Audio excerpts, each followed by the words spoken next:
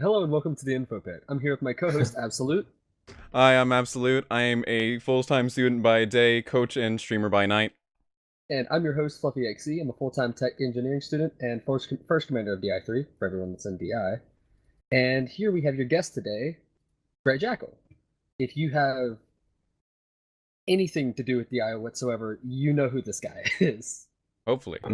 I'm sure you guys are sick of seeing my face by now. All right, Abs, lead us off with some stories today. Here we got some good ones. 1 second, right? we seem to be having a slight error real quick with the chat box. So, Ooh. I'm gonna go ahead and continue with the stories, and I will look into what's happening in the chat box while I'm reading these off. So, if you're not seeing chat box right now, it's bottom left corner. Don't worry, we will see you in just a second. I'm sure you all have something lovely to say. I'm watching chat anyways. I gotcha. Yeah. So, starting out with the stupid stories of the week, we're gonna start off with one of the most legendary warriors in Florida man history, a real shogun of the drink, Samurai Jack Daniels. This is, of course, happening in yet another Florida man event. Just for anyone to know, our first story is always going to be a Florida Man incident, just because of our demo episode, which is actually on Absolute's VODs. How long will it be there, Abs? Like in your VODs? The VODs will be there for at least another few months. Can you pin it just to make sure, like... The VOD for last episode would be on DI's Twitch, though, so that'd be under for last episode. Last episode, but not for our demo episode where we demo episode. I have no idea. Demo episode, I got scrapped. Okay. So that happened. So in the demo episode, we came with a topic of, or both of our stupid story topics ended up being Florida Man. So it's now a bit where the first story is always going to be a Florida Man story. Nothing against anybody in Florida, just you guys have some great news. Some fantastic news comes every day. It's pretty great. Actually, it's against all of you. It's yes, I am I've even got a very angry. Radio station here where I live that they do a stupid except it's called a Florida segment. Everyone loves Florida Man. That's right. Everyone loves Florida Man. All right, so Overwatch though, he's from Florida. Oof. Yeah, we talked about it a little on stream yesterday. Anyways, to start off with the story, a Gainesville, Florida man was arrested after being accused of arming himself with a samurai sword and swinging it at his brother.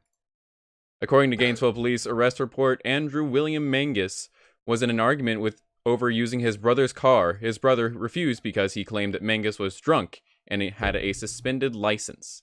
Mangus armed himself with a pocket knife and reportedly said, and I quote, "I'll kill you."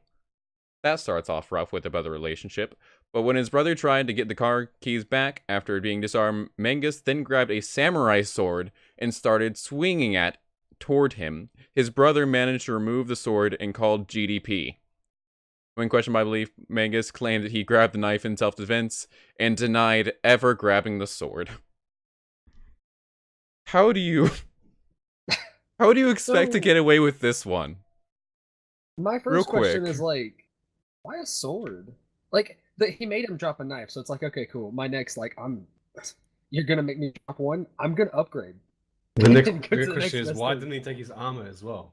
His armor, right? Get a sword, he managed to put on the full suit. Yeah, it's gotta get to really live in the moment. Yeah, I imagine he just felt very empowered by that, whatever he was drunk with in that scenario. I'm assuming Jack Daniels, just because it would seem like a very specific thing that would work. The title for this one, I think some of the other topics we've read and had maybe as an article. This one, the Jack Daniels or Samurai Jack Daniels. Yeah, that's pretty much it. You came up with that one. Or I did. Up with it? You did. Yeah, this is for me. I'm like, man. All right. That's just sad. All right. That's a good name. So for the second story, a slightly less believable story, surprisingly. I like to call this one, and I did title in our notes, Flat Earthers May See the Edge. You're only going to get the joking a little bit, but you'll find it out. A group of people who believe the Earth is flat have announced their biggest, boldest, best adventure yet. A flat Earth cruise scheduled for 2020. The cruise organized by the Flat Earth International Conference. That's The Flat Earth International Conference. I'll just point that out. People, how much? Wait, do they like make serious money off that? Yes. Because like, if so, this is a very real thing. Like, I'll be stupid for a living. I like it. Promises to be a lovely time. Flat Earthers, who include the rapper Bob, and in reality television person Tila Tequila, great names, will be able to enjoy restaurants, swimming pools, and perhaps even an artificial surf wave. There's just one problem for those seeking to celebrate the flatness of the Earth. The navigational system cruise ships and other vessels that are in use rely on the fact that Earth is not flat, theoretically puncturing the beliefs of the flat Earth crowd. Ships navigate based on the principle the Earth is round, said Hank Kiger, a former cruise ship captain who sailed all over the globe during a 23-year career. Nautical charts are designed with that in mind. And basically, from there, it just breaks down the fact that the Earth is round for anyone who didn't know. And yeah, in case you didn't know, Earth is round, guys. Well, how do you know the Earth's not square? I think that's fair enough, but to be fair, how do I know it's not flat either? Because, I mean, if these guys can be right, and, you know, fund an entire society that has enough money to put them on a cruise for having membership. From the picture, it looks like a nice, like, cruise, too. It's not even one that's like, it's like we're taking just like a regular yacht, not like a big cruise ship. Saying, I'm sorry, do you have your regular yacht, Fluffy? Okay, do you take your regular yacht just everywhere? Sorry. But like, didn't mean to ruin your flex of your regular yacht. I'm sure it's very small. All right.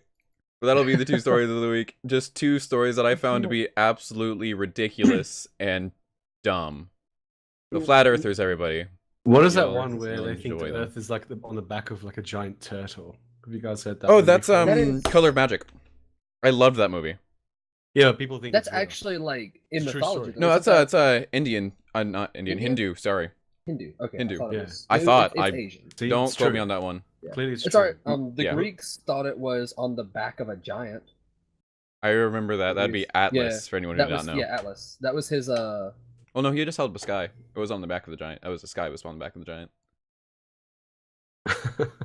Because Hercules took it for a few seconds before swapping it back to him after he tried to hit on squirrels. That's right. Anyways. Yeah. Hercules wasn't that tall either, so he had to stand on a mountain or. Yeah, he had to get up there somehow. We're not quite sure, but he got there. Yeah. All I right. Have a conversation with somebody I work with the other day about Hercules because I'm a major buff when it comes to Greek mythology. Real quick, quote from Toucan in our chat: "There's a member of the Flat Earth Society all around the globe." Good job. Yeah. That's perfect. I had to have a talk, or I talked to somebody about it. GJ it dabbing. I wonder how many flat earthers there are in DI, if any. We find out next poll we take after morning tea. Next poll we take after morning. I want to see that one being part of the questions. There's your feedback for morning tea next week. But we're screwed then. Not only do people upset about kings, they'll also be upset about why are you asking me if the Earth's flat? Why are you asking if the Earth's flat? What does this have to do with anything? We're just testing the IQ level of the eye. Oh, like, say that again, but slower this time. Alright, wait, real quick. We are on a flat Earth flying through space on the back of a giant sea turtle who our planet gets its minerals to survive from. That is from Hindu, right? Like, that's from... 1 second. I have... Earth on a turtle. What is this? Giant supporting king the world. I can't... It's Chinese, Hindu. I got it right. Ha-ha! No bio. We won't treason ban you. We'll just be flat Earth. What's up, Formless? Just if you think the Earth is a cube. That's not allowed. No cubes. We are not a Minecraft. We are not a Minecraft. I almost said Division because it's usually just me and Fluffy, but... we are not a Minecraft gaming org, sadly. Sadly. Who knows? We all have community. New communities feature. Might have that. Or not community, but clubs. There we go. Kind of both. Yeah. So. But now we'll be moving on to our next segment since we got the... It says industry topics. I just realized that. Man, already going great topic ads. I said the second one. You're good. Did you show them on stream? No, I just completely bought out. I forgot to do story time. There we go. It's fine. All right, we're gonna go ahead and move on to guest zone though. Really excited for this one. All right, so these are a series of questions that we're going to be asking Jackal to answer.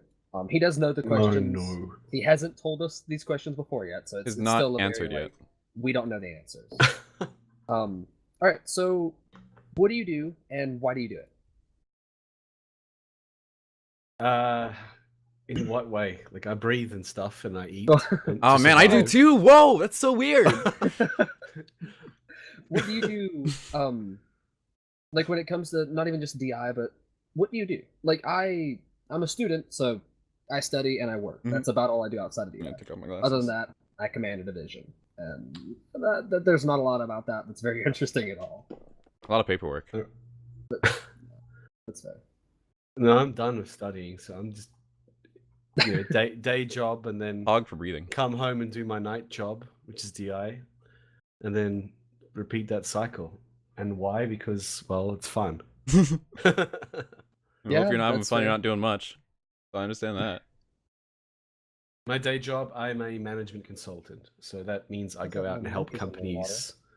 I help businesses make good decisions of strategy and stuff. Ah, well, that definitely tells us the eye's in good hands, so that's comforting. Yeah. Apparently, you sound like you're underwater. I love it. Yeah. Do I sound like I'm underwater to you guys? You're probably playing Subnautica. He's definitely playing Subnautica. Yeah, you're just used to it at this point. Like, GreatJackal, we are gonna have a hot games later. Want to talk about Subnautica then? All right. So we're gonna refer to DI in the rest of the questions as your job, since I mean, like, might be a little easier to talk about. Yeah, it might be a little easier to talk about. A little more relatable to everybody as well. What is it like? Is there anything in your DI job that you're looking forward to soon that you can say on stream? Yeah, obviously. Obviously. Oh, so much stuff. That's a dangerous question to ask me, guys.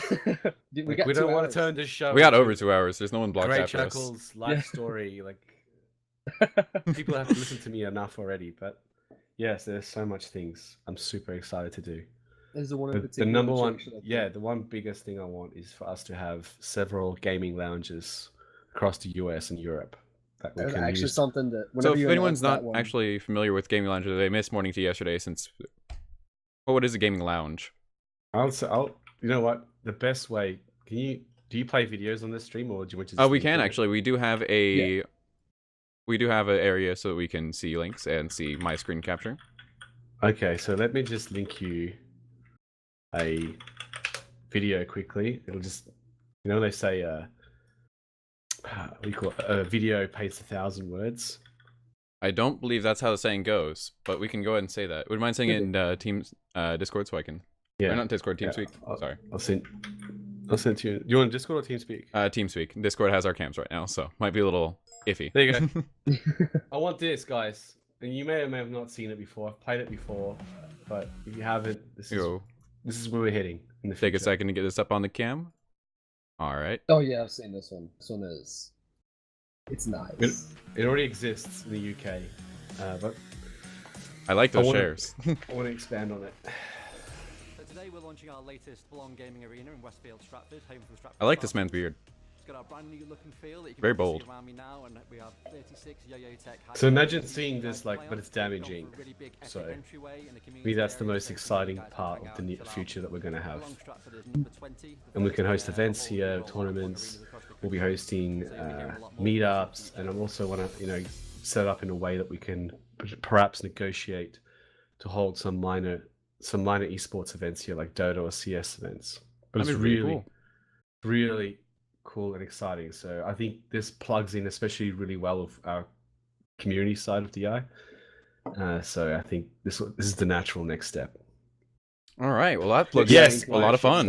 Do damaging members get staff discount? Yes. So there will be some connection with being in the community and these lounges. I would like to have a member-only lounge, like a breakaway room at this place where you can go get some drinks, relax, and of course, like I said, it's going to be exciting. It's going to be, and that's definitely on the near future that will roll out. Oh, that's a very exciting release to hear about. Yeah. Yes, it'll cost a lot of money. Oof. Leave that to me. The not fun part. I mean, I've got a few cards up my sleeve. What's that? Getting a building out and saying, "Hey, we're going to start a business out of this." Let me just open the building real quick. A little expensive. members pay with rep. Who would have I known? want to bring my rep like that. So, Official rep no, brains. not by that time, Yogsy. Like, you make it sound like it's by saying like by that time DI will be insanely huge. I want to open the first lounge either end of this year or early next. So Wow, it's not going to be happening- years and years and years away. That's pretty soon. Yes.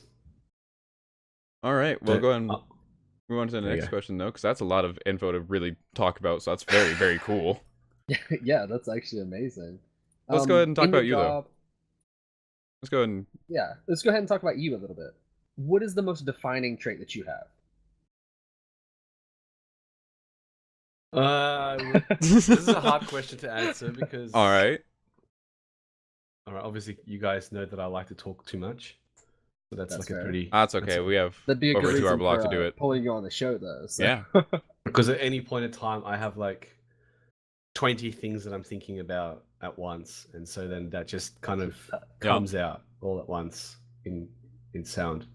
And then secondly, yeah, there's a reason I like strategy games, and that's because I think at least that I'm not too bad at strategy, including like business and community and that kind of stuff. So I don't know. So other than talking shit too much, I know a thing or two about chess and strategy, and who knows. So you're a Maybe very that will- strategic person is where answer we're getting Maybe at. that will help in the long run. All right. Yeah, and everyone in the chat thinks I know how to dab too. I guess that could be counted as a defining trait. Come on, Say you dude. can dab. Get one on stream. Get Toucan one on says stream. you're really good at poking people as well. Oh, that's a very good one. Very efficient at it. Very efficient at it. You want to give us a dab on stream though? This does seem to be your very No, defining there's trait from the plenty- chat. No, they were There's plenty asking of Vincent dabs in the earlier. chat. That's- There's plenty Yeah, of dabs yeah. in the chat. All right. Well, Okay, what is the most funny memory you have? In DI, not in DI? just in Just general, what's a appropriate. funny story that you would say that is DI Twitch stream appropriate? Preface that. I do Yeah. actually have. When I was playing, it's actually a clip on my channel. I was Oh, we got a playing the clip. other night. I was playing Sea of Thieves the other night, like a week or so ago, with Strong and Bold. Mm-hmm. And oh my goodness, his character in Sea of Thieves is the most ridiculous. Like he chose. So Strong and Bold is known as Covenant as well. He's in DI. So his character, I don't know what he did. Like he literally like chose the ugliest of the most ugliest character, and I couldn't stop laughing. So I mean, it may sound stupid, but That's like I couldn't take. We ended up the whole game ended up being a wash because like he had the most troll character there is, and it's like okay. Oof. That sounds like when I played with you, Lady Hope, and LLR. I actually And have. you, I'll put the clip in stop chat, laughing. guys. There's the clip in chat. We can go ahead and show off here if you want You to. actually have me laughing Yeah. my ass off, and you'll see Strong's character. It's like, yeah, I died. Mind if we see this on stream real quick? Yeah, go ahead. I'll put it in TeamSpeak. Alright. Alrighty, got it. Yeah. All right, cool. But I was literally dying. That's definitely made my memory. Like that's one of the funniest shit I've seen in a while. It's so stupid. What? What is happening? Look, so I was locked in the brig with Strong. But look. You know, what was that character from Jimmy Neutron? Carl! Carl from Jimmy Neutron. That's yeah. And you're missing me because you don't have me like laughing my ass off because it's cut off Oh, I on can stream. But yeah, but it's like really like look at this character. Like what the hell? It's How am I supposed to play this game? more feminine Carl from Jimmy Neutron. Yeah, so I literally Older. just died. I died. That's that's a little terrifying to be honest. So, that is an image that will be remembered by me in my nightmares. Anyways. How excited are you about where DI is headed? A little bit more about DI gauge and everything. A little more of a question gauge towards you in general, anyways. I'm pretty excited. Like, who would it be? Yeah. Look how far we've come. Like in the last 12 months and the last 2 years and stuff. So we're rapidly exploding. There's a lot of cool things coming. We're expanding the amount of benefits and things we are offering members, and we're growing in areas of events and stuff. So like, there's just more and more and more. Like I remember when we first started DI, it was like really difficult to get anyone interested because we didn't offer anything. And now we have so many benefits. It's like getting much easier. Yeah, now somebody could recruit like 20 in a day if they really put their mind to it and be like, yeah, we're going to recruit this much because Weird flex. we Right, can trophy, but I offer mean, okay. all this for people, it's, which it's is not even just about recruiting. Like I see a lot of people like that stumble across us and join us who just stumble across us. They read about us and they're like, wow, you guys are really cool what you do, and I want to be involved. So I think there's a lot to be excited about, and I mean I spend almost too much time thinking about this. I don't know. I think it's you putting investments in time and thought into things that you're passionate about. So I don't think it'd be a waste at all. Yeah, and I like making people happy. So honestly, when I get on and I see, like, I always read all the feedback threads, like every single post, even the bad ones that says that it's garbage. I read them, and I've seen you respond to some of those. Yeah. I try hard. I try hard to make. I cannot imagine having to read through all those. So big props to you for that. Well, not all of them are bad. Yeah, I know. A lot of I know, people are it's just like, this is awesome. there's so keep it many up, of them you every guys are day. great. Yeah. It's just a little impressive. That's all I'm saying. It's a little impressive you see you keep up with all that. Hey, Selku, It is a lot. Do you get people off the Twitch, like randoms that join? Yes, we have. We have had people that stumble across us and join with us. I think I had seen from a post, and I accidentally came into one of the recruiting messages because I wasn't actually meaning to reply to something, and I replied to it, and that's actually how I got my first message for DI by just accidentally clicking on something. So it was like, it was cool. Because you clicked on something on mine, and I was ended up like, maybe I want this guy. And the thing was, I was trying to actually apply for a team for Overwatch, and I actually replied to this one instead of another one. But that's like the best happenstance I've had for a very long time, so. Yeah. Now he coaches one of the teams in 3. Yeah. Long, It's fun. long drag up, if you will. Alright, so for one final question, is there any sort of change in DI, like other than the ones that you're talking about for the lobby, for the gaming lobbies or gaming lounges, as you said? Is there any other changes in DI that you're really excited about, or could tip us off on? Maybe let us see some little something? I mean, the lounge is the biggest. Yeah. That's by far like the most expansive, ambitious projects yet. We've got a bunch of smaller things. Like I'm really excited about this academy. Yeah. Getting people exposed who want to. People are looking for, professional coaching and brand building and stuff. So it really helped.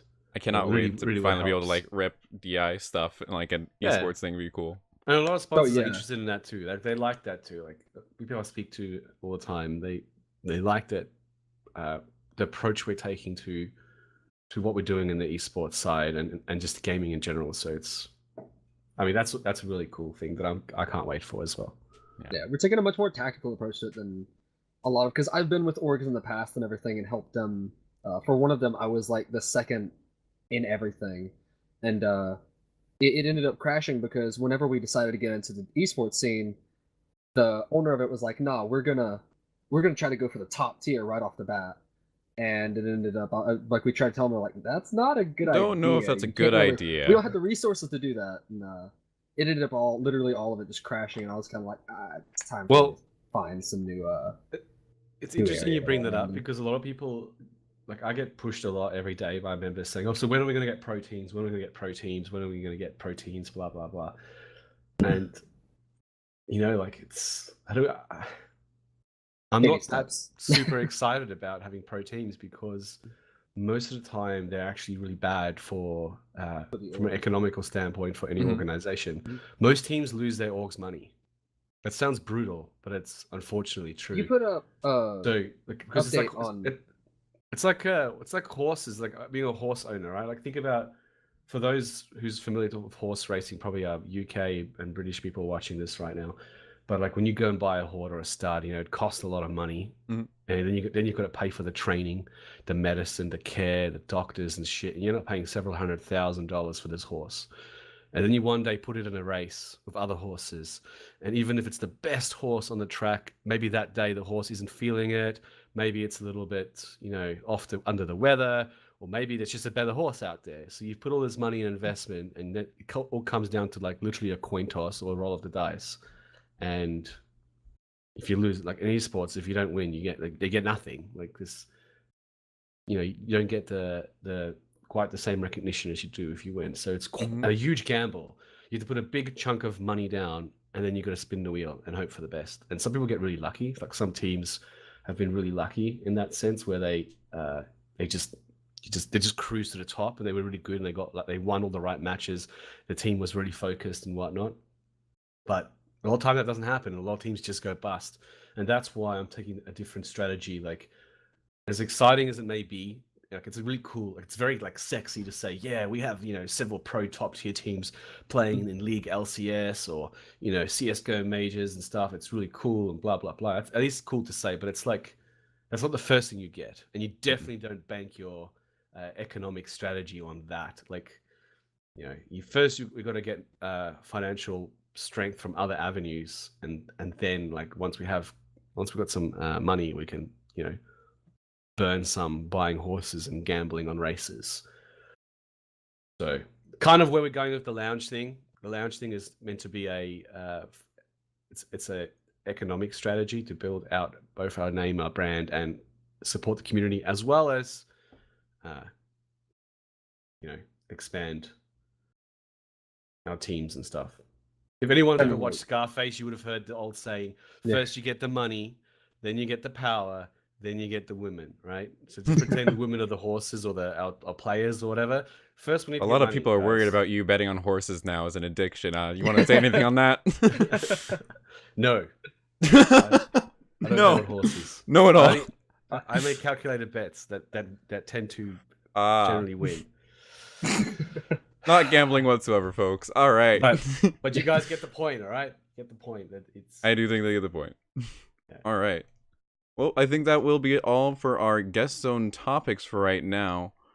So we're going to go ahead and transition into, as soon as I can find it real quick, going to go ahead and transition into the hot games of the week. This concludes releases, games that we've been playing recently, or things that we just generally enjoy. Sorry for the screen spam there for a second. The first one we're going to cover here is the Resident Evil 2 remake that Capcom is doing in their new engine. Personally, I'm looking forward to this. I don't like playing horror games, I'll say that, but I love watching people play horror games and being scared. Doesn't like playing them either. No. Jackal's pretty fun to watch play horror games, though. If anyone's ever come by your streams, it's very good. It's very good. So the only thing I'll say about Resident Evil 2, from the clips that I've seen of it and everything lately, is it is so. I don't know. It's kind of like it's good. It's just like the original Resident Evil 2. It's not like the newer Resident Evil games, not the newest one. Biohazard, I think it was called. Yeah, Biohazard's the newest one. Okay. I don't like the ones before that were much more action based, like gunning down hordes of zombies, all that kind of stuff. That's not really what the Resident Evil series was about. And Resident Evil 7 or Biohazard it kind of brought it back to, they brought it back to its roots, and now they're remastering this one to really show its roots. Resident Evil, like what I've seen, it's kind of gruesome. It's okay. So what we're going to talk about here is a 30-minute demo they released, and we're going to read the article about this real quick. So if you have it up on your screens, guys, go ahead. I'm just going to read it off the chat real quick. At the tail end of last week, Capcom delivered a multi-platform release of Resident Evil 2 Remake, the so-called one-shot demo that gives users just 30 minutes to play a very small portion of the full game. It's shaping up to be a beautiful game that sees the console push higher-end features of the Foundation RE engine for the first time, and also sees the developer make some fascinating technical choices for both vanilla and enhanced consoles. Meanwhile, the PC version opens up a vast array of possible settings.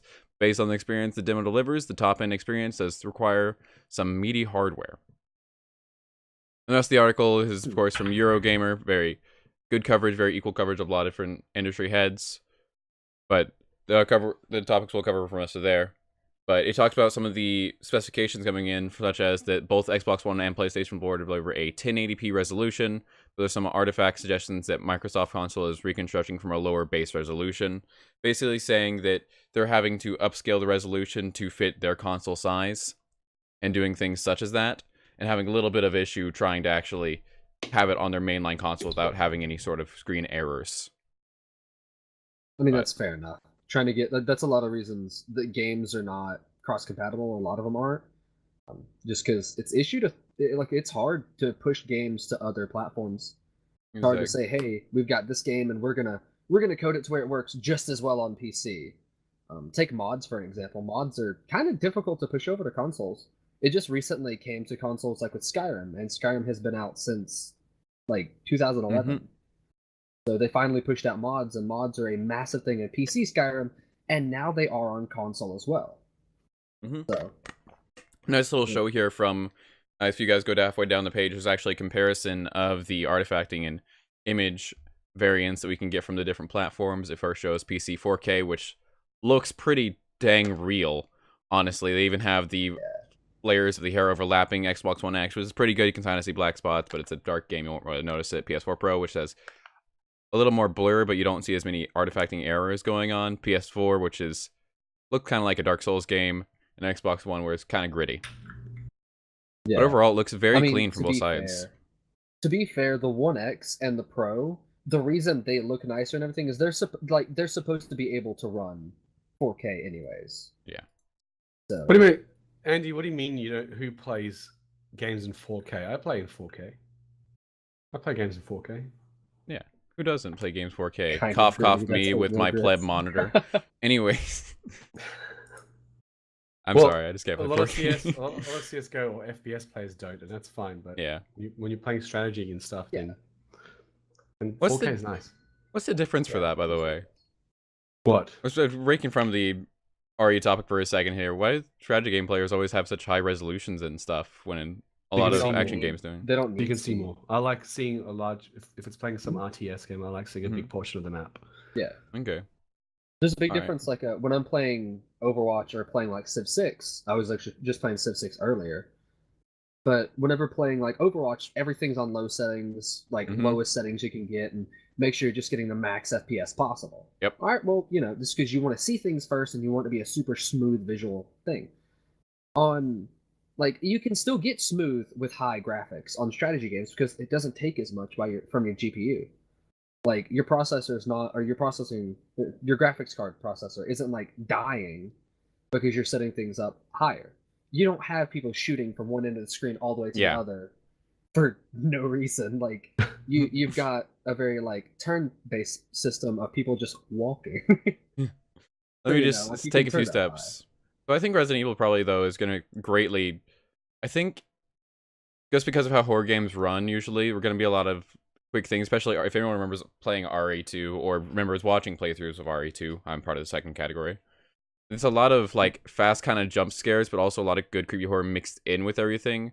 But I think frame rate will matter a lot more than maybe in a couple other horror games, such as it reminds me of another game. Who remembers the it released last year? It was this basically you're sitting at a computer and it was a text adventure, but you were looking from the person's experience, from the person who was typing in the computer. You weren't directly doing it, your character was, and everything was like shifting around them while they were doing it, hinting at the fact you were actually part of the text-based adventure rather than just looking at it from the side.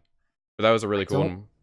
Oh, dude, you should have seen that. It immediately makes me, when you even say like the looking at a screen and kind of just like looking at a screen and all that kind of stuff, just doing things on your own. But text-based adventure isn't, like, for some reason the only game pops in my head, and it's not even a text-based adventure. Yeah. There's only one similarity between the two games that you were talking about. The one I'm thinking of. I just think of like Stanley Parable. But yeah, you can.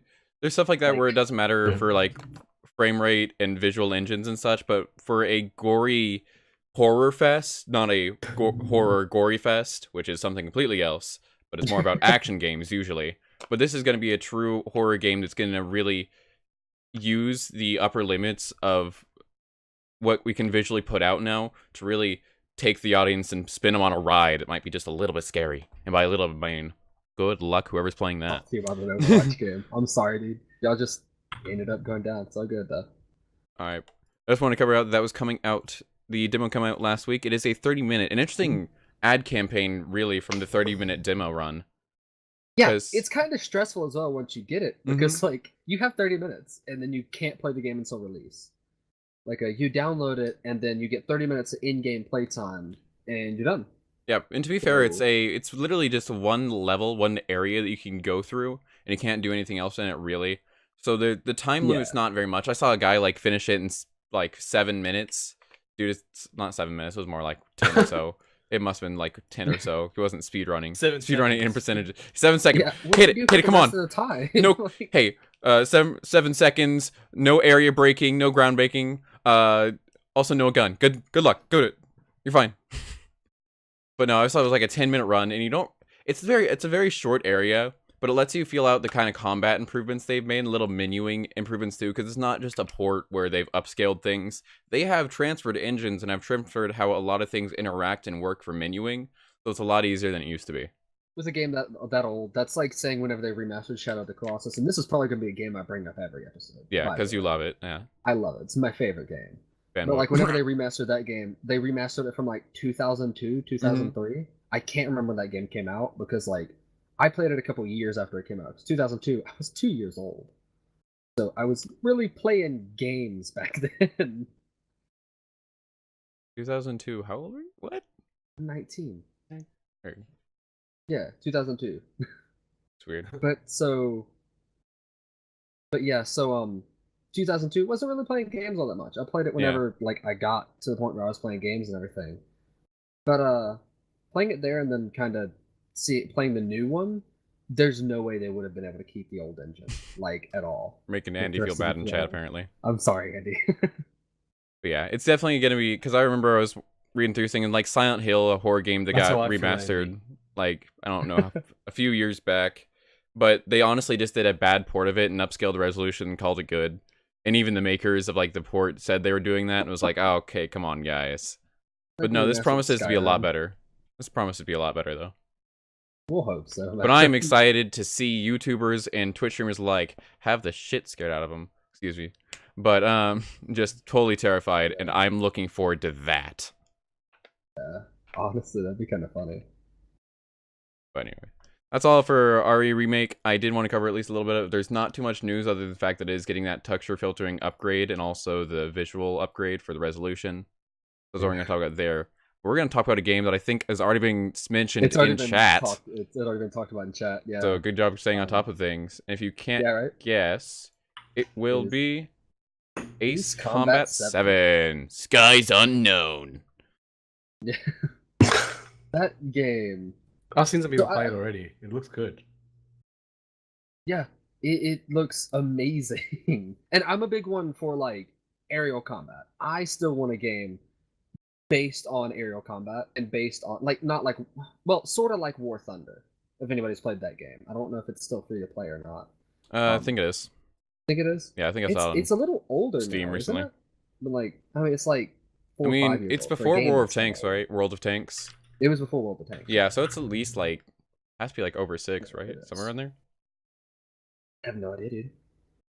Anyways, yeah, it's a bit old, but still played. Like Snack said. It's good though. It's still a good game. Like it's still a. It's not like a game that's fallen behind, because what they did for the core of it was they just made the experience of flying and the experience of the controls the game, and everything else around it could just be added afterwards, and a lot of updates and stuff they have done. But they had such a good control setup and maneuverability for everything else that you felt like you were actually playing in the planes, and that was all they needed to keep the game going. But I loved it. I'm sorry. Those games, type of games always like fascinate me. This game, it just looks so incredibly good. And they've got some merch out for the game already that they're already pushing to people and saying, hey, buy our merch before the game's out. There was a cool event that these guys ran where they literally got professional pilots to run with certain YouTubers and streamers and such, and they got them on site being flown in the planes. And there's so many like videos of just them getting sick and everything, and then them sitting down in the game and being like, I prefer this a lot more because this is really cool and I don't feel like I'm about to throw up. But it was just funny to me. Anyways, Feel the Rush, the article says, and this is directly from Bandai Namco, one part of the publishing team for this, or publishing host, I believe. But Feel the Rush of Superior Air Power. To celebrate the launch of Ace Combat 7 Skies Unknown, sign up for an Ace Combat email list, and that's just basically saying, hey, look at the game, buy the game, smile. But it does... What I'm really excited about, and we're going to talk about more about this later, is the VR Missions exclusive that's going to come to PS4. I wish they weren't exclusive, but if they have stuff specifically planned out for the VR stuff, I can't imagine how cool that's gonna be. You flying in the skies, your controller in hand, or whatever else you're trying to use, and just you being the pilot seat. The promise of VR support is more what's entertaining, but oh my lord, is that gonna feel so cool. So, Jackal, you said you had already seen some people playing it and everything. What are your initial thoughts on it? I was watching a couple of streamers play it. I think Yogsy showed it to me, but it looks really fun and cool. So, I mean, I used to play like the old flight simulators. I don't know if you guys remember. Yeah. That. Yeah. So, you're not like that old. Don't worry. It's like that. It's like that with a bit more action and weapons involved. So I think it'll be good. There's definitely seemed, from what I could see from the gameplay, because I've been watching also coverage of it. I've actually been watching, if anyone knows, Jesse Cox, who is a avid like history buff, and he actually went to college and became a history teacher. But he loves old war weaponry and such, and especially things such as planes and tanks and such, and he finds them fascinating. So seeing him like compare stuff around and then just like playing through the games is really cool. Though they did an interesting choice with this one, where they have a World of, if anyone's played World of Tanks too much, they have the World of Tank-esque like upgrade system for the planes, where you get new planes and you put some ammo stuff on there and do a couple upgrades on there before we go on to the next plane for the story missions. I don't know how much they're going to integrate that for the multiplayer, or if there will. I don't know how much they have multiplayer. I know it's an option, but I'm not sure how much. Isn't World of Tanks super pay to win though? Yeah, World of Tanks is a free tank that's made of like. It can be the same. And the only way to get something good is to spend a lot of money on it. And it's like not great. Like it's not even cosmetic. Like it's free to play, play to win. I mean, pay to win. There we go. Yeah. Free to play, pay to win. Which is, it's a free to play game. It survived pretty well. I remember playing it when I was in 8th grade, and they still have it around. So like, it's doing pretty well. But honestly, I couldn't keep up with it. It was dumb because of just the marketing choices they did. But the core gameplay was so cool. So I know that the upgrade system, because the upgrade system felt very good when you were at the early levels where you didn't have to pay for stuff. So I know it feels really cool to do it, but it's just a little bit shocking that they're doing it there in this game. And that's more what I'm surprised about. But it looks so good. If I can find a couple, this is shots from inside the game, these two ones. And it looks so real. Like, you can see this. If I can find a better image. I don't think it's going to list a better image for me to look at here. But if you've seen the game, any gameplay footage, and you've seen inside the cockpit from the first-person point of view, is it just, like, mind-blowing? All the things they're doing inside of it, all the little details they're adding, all the things that are kept accurate throughout the entire screen, and everything else is just mind-blowing. Something else again, I don't Escape think from we'll Tarkov. feature this one on the show before, or I don't think we'll ever feature this one on the show unless it comes out with something big. Just because it's not a massive, like, game that I like. I don't think it'll be huge, personally. Yeah. That's a... What game is it? That's something I could be wrong about, though. That's Escape from Tarkov. Escape from Tarkov. What was Escape from Tarkov? I don't recognize that name. It is.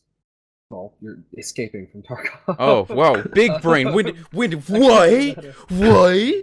don't know. It looks really cool and fun. It's just one of those that I don't think, like, sadly, I don't think it'll ever get that big. Yeah, it's a hardcore FPS. Just like what we said in chat, like really hardcore FPS. I can go ahead and bring up an article on it if we want on screen. We'll actually be talking about Anthem next week. I've already got that on our list. Anthem is literally listed. We're all excited for it. I'm worried it's going to become the next Warframe, where it had all the cool concepts, all the cool backing, and then it just kind of dies out. Are you okay, Jackal? You okay? Yeah, chat's worried about you. You alright? Yeah. And take a second, go to air real quick. It's gonna take the edge off, you know. What's in the can? What's in the can, Jackal? Nothing. All right. But something else, I want to kind of... It gives me a little bit of a chance to actually... Oh, Division 2. It gets a good chance to actually, like, move on to the next topic as well, but the VR thing that you said. Yeah. My thing is, how are they going to give you the VR feeling with air combat without getting you sick? Here's the thing. They've actually done this very well. A lot of the problems that we get, and we're going to go ahead and move on to tech news and talk about VR, because this is a very VR topic, and we will go ahead and, if you can, Fluffy, can you post a link for the VR topic in chat real quick for me? the first one. Yeah, we're just gonna talk about. Yeah, we're just gonna talk about the technology that they're using right now, because this actually factors in heavily to what we're about to talk about here. This is the HT. I agree with what Sif just said. You need a super special VR chair that will rock the shit out of you and simulate 4, 5, and 6G. Like, I get that you're joking, but at the same time, how cool No, would that be? people would actually probably die from that. Yeah, And you're plenty right. of people would pass out. But it's not for everyone. The health concerns. It's already real? Are you kidding me? Yeah, that's how they train pilots and everything. Oh man, that's amazing. I thought you meant for like a consumer standpoint for enough money. No. Get licensing for that kind of stuff. Like, it's real. But... VR makes me Here's okay. So what we're about to discuss now is a little bit of a brand deal that HTC Vive has been working on with another company. But this one, if I can get pulled up here on the screen real quick. Sorry, we're transitioning a lot here just because we have a lot to talk about. This is going to be our biggest topic of the day is VR. Yeah, we're going to be talking about this for a while. But so recently, if I can get this center on screen, there we go. The HTC Vive has made a announcement. They are working with the company, if I can remember. ViPro incorporates foveated rendering, which basically means that it will act with your own eyesight and track within the goggles. And what? Yes, it will track within the goggles and such to make sure that your view doesn't make you feel like you're in a mechanical vehicle or anything else by properly taking and adding effects such as blurring or motion capture, such as if I move on the screen, you can see my hands blurring. Well, if you also look out from the side of your eyes do the same thing that the screen does there. But it makes sure that you feel grounded and it feels that if you're actually looking through it without making you sick that way.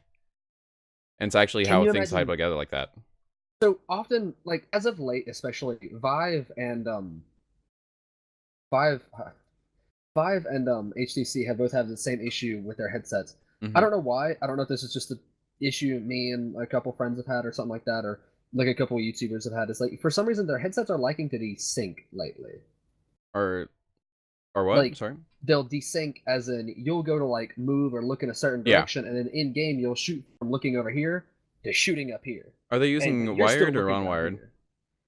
Unwired. The unwired, sensor ones hung up and everything. Because those, I mean, like those are the newer ones. Those are ones you expect to be a little more accurate and better. But for some reason, they've been having an issue lately of just, I've been reading up on these just because I'm fascinated by VR technology. This is going to be something that I'm always going to look forward to, despite it maybe bringing the end of humanity, for being honest. But going through, it's very fascinating to see such things. And the wired headsets right now are still wired simply because they need the definite connection, because things aren't the way that a lot of headsets work nowadays. And you can actually see it if I scroll back up. You can see it in this example. Is that a lot of them already have these cameras on the side here. They're just smaller, and it looks at the room and looks for the position of the wall markers and such that it has in order to gain accuracy. So adding in the corporation of Tobii, which is the host company for the foveated rendering technology, into everything else means that they're going to get even better cameras that have to be stationed in the device, making that even more accurate. Hopefully, anyways. Put that hopefully there before people come at me. But to go ahead and read up on this partnership they've run through, why the partnership between HTC Vive and Tobii. Virtual reality is a natural fit for Tobii's foveated rendering technology, especially since they offer the customer eye tracking analytics and the subsequent ability to analyze and influence user behaviors and decision making.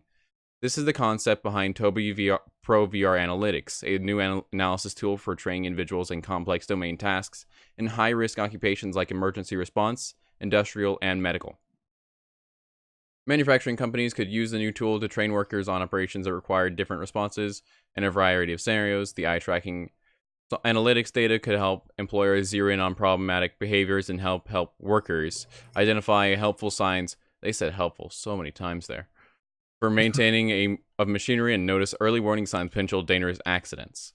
What it's basically explaining there is that it says there's something that's very intimidating, which is the eye tracking analytics and subsequent ability to analyze and influence user behavior. What that actually means is it can, because that doesn't sound Rise of the Machine-esque at all, but What it actually means by saying that is that it will adjust, like I was talking about, for point of view and frame referencing, using those blurring lines and everything else when your eyes are focusing on different tasks, in order to break down scenarios and have things be better put into view for you, for the So user no one at the gets time. motion sick from that. It Yeah. sounds like if you've ever get like motion Yeah. sickness, that's gonna be rough.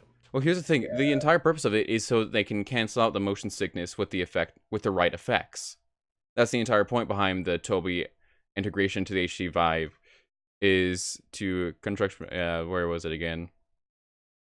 Since where was it? I can't find it again. What I was trying to say is that by having the analytics in front of them, the VR headset and the subsequent program on your computer will naturally adjust it when you're having vision issues that it can read, such as when you're in motion sickness, your eyes will have issues focusing or will focus unnaturally, which the HTC Vive will now be able to read and adjust your program and your visuals accordingly. So in effort, it should be able to cancel that out. We don't know for sure yet, simply because we haven't seen the technology in play too much. It has simply been announced over at CES 2019, big technology roundup, Self-proof. basically. I mean, that's a fair point though that Sif brought up. I mean, they invest a lot of money into it, because if video game companies were a little better with their money and actually going with things a little better, then they probably do the same thing. I mean, it's been brought up before, and I think we talked about it a little last week, which is the reason we're doing this exact talk this week. Was that like there've been a lot of things where they talk about FPS games maybe being in, first person in Vive or like in VR, and that way you wouldn't have to, instead of controlling it, by your keyboard and your mouse, you're just moving around in a rig like in Ready Player One, or what we were talking about last week, the little Ready thing Player that One. basically cradles you in one with a little frictionless pad below you, where you just like you're adjusting to the You're just- environment yourself. You're walking through it yourself. Hopefully, Yeah. what we need to get to the point for VR technology to be truly virtual reality instead of simulation is to get to a point where every one of your actions are inputted correctly into the system, so that your body doesn't have backlashes, which is what causes motion sickness, is when your own body doesn't feel it's doing the tasks, or not your own body, your own brain doesn't feel it's doing the task that is being visually presented to you, and it can no longer process the information, creating problems in the equilibrium of your brain, stomach issues, because your brain thinks you should be moving when you're not, sending misinformation to the brain and being processed. But once we can reach that point, we're going to either have Ready Player One, Super Hot, or any other kind of VR game where things have been integrated so perfectly. I did use two contrasting examples there, one very good, one very bad. But both could be true. How interesting would esports be when it comes to like, I've thought what of if this. Overwatch was This is gonna sound super stupid. Yeah, what if it was played in VR? Have you guys ever seen Video Game High School? Oh my god! so. Can't say I have. It's the time. I'm sorry. It's the. Let me turn my heater off. It's getting a little hot. It's the funniest sort of. What if we lived in a world where esports and gaming were the normal of competition and sort of education, like sports are now? Obviously, I heard it too. Not that. No. Yeah.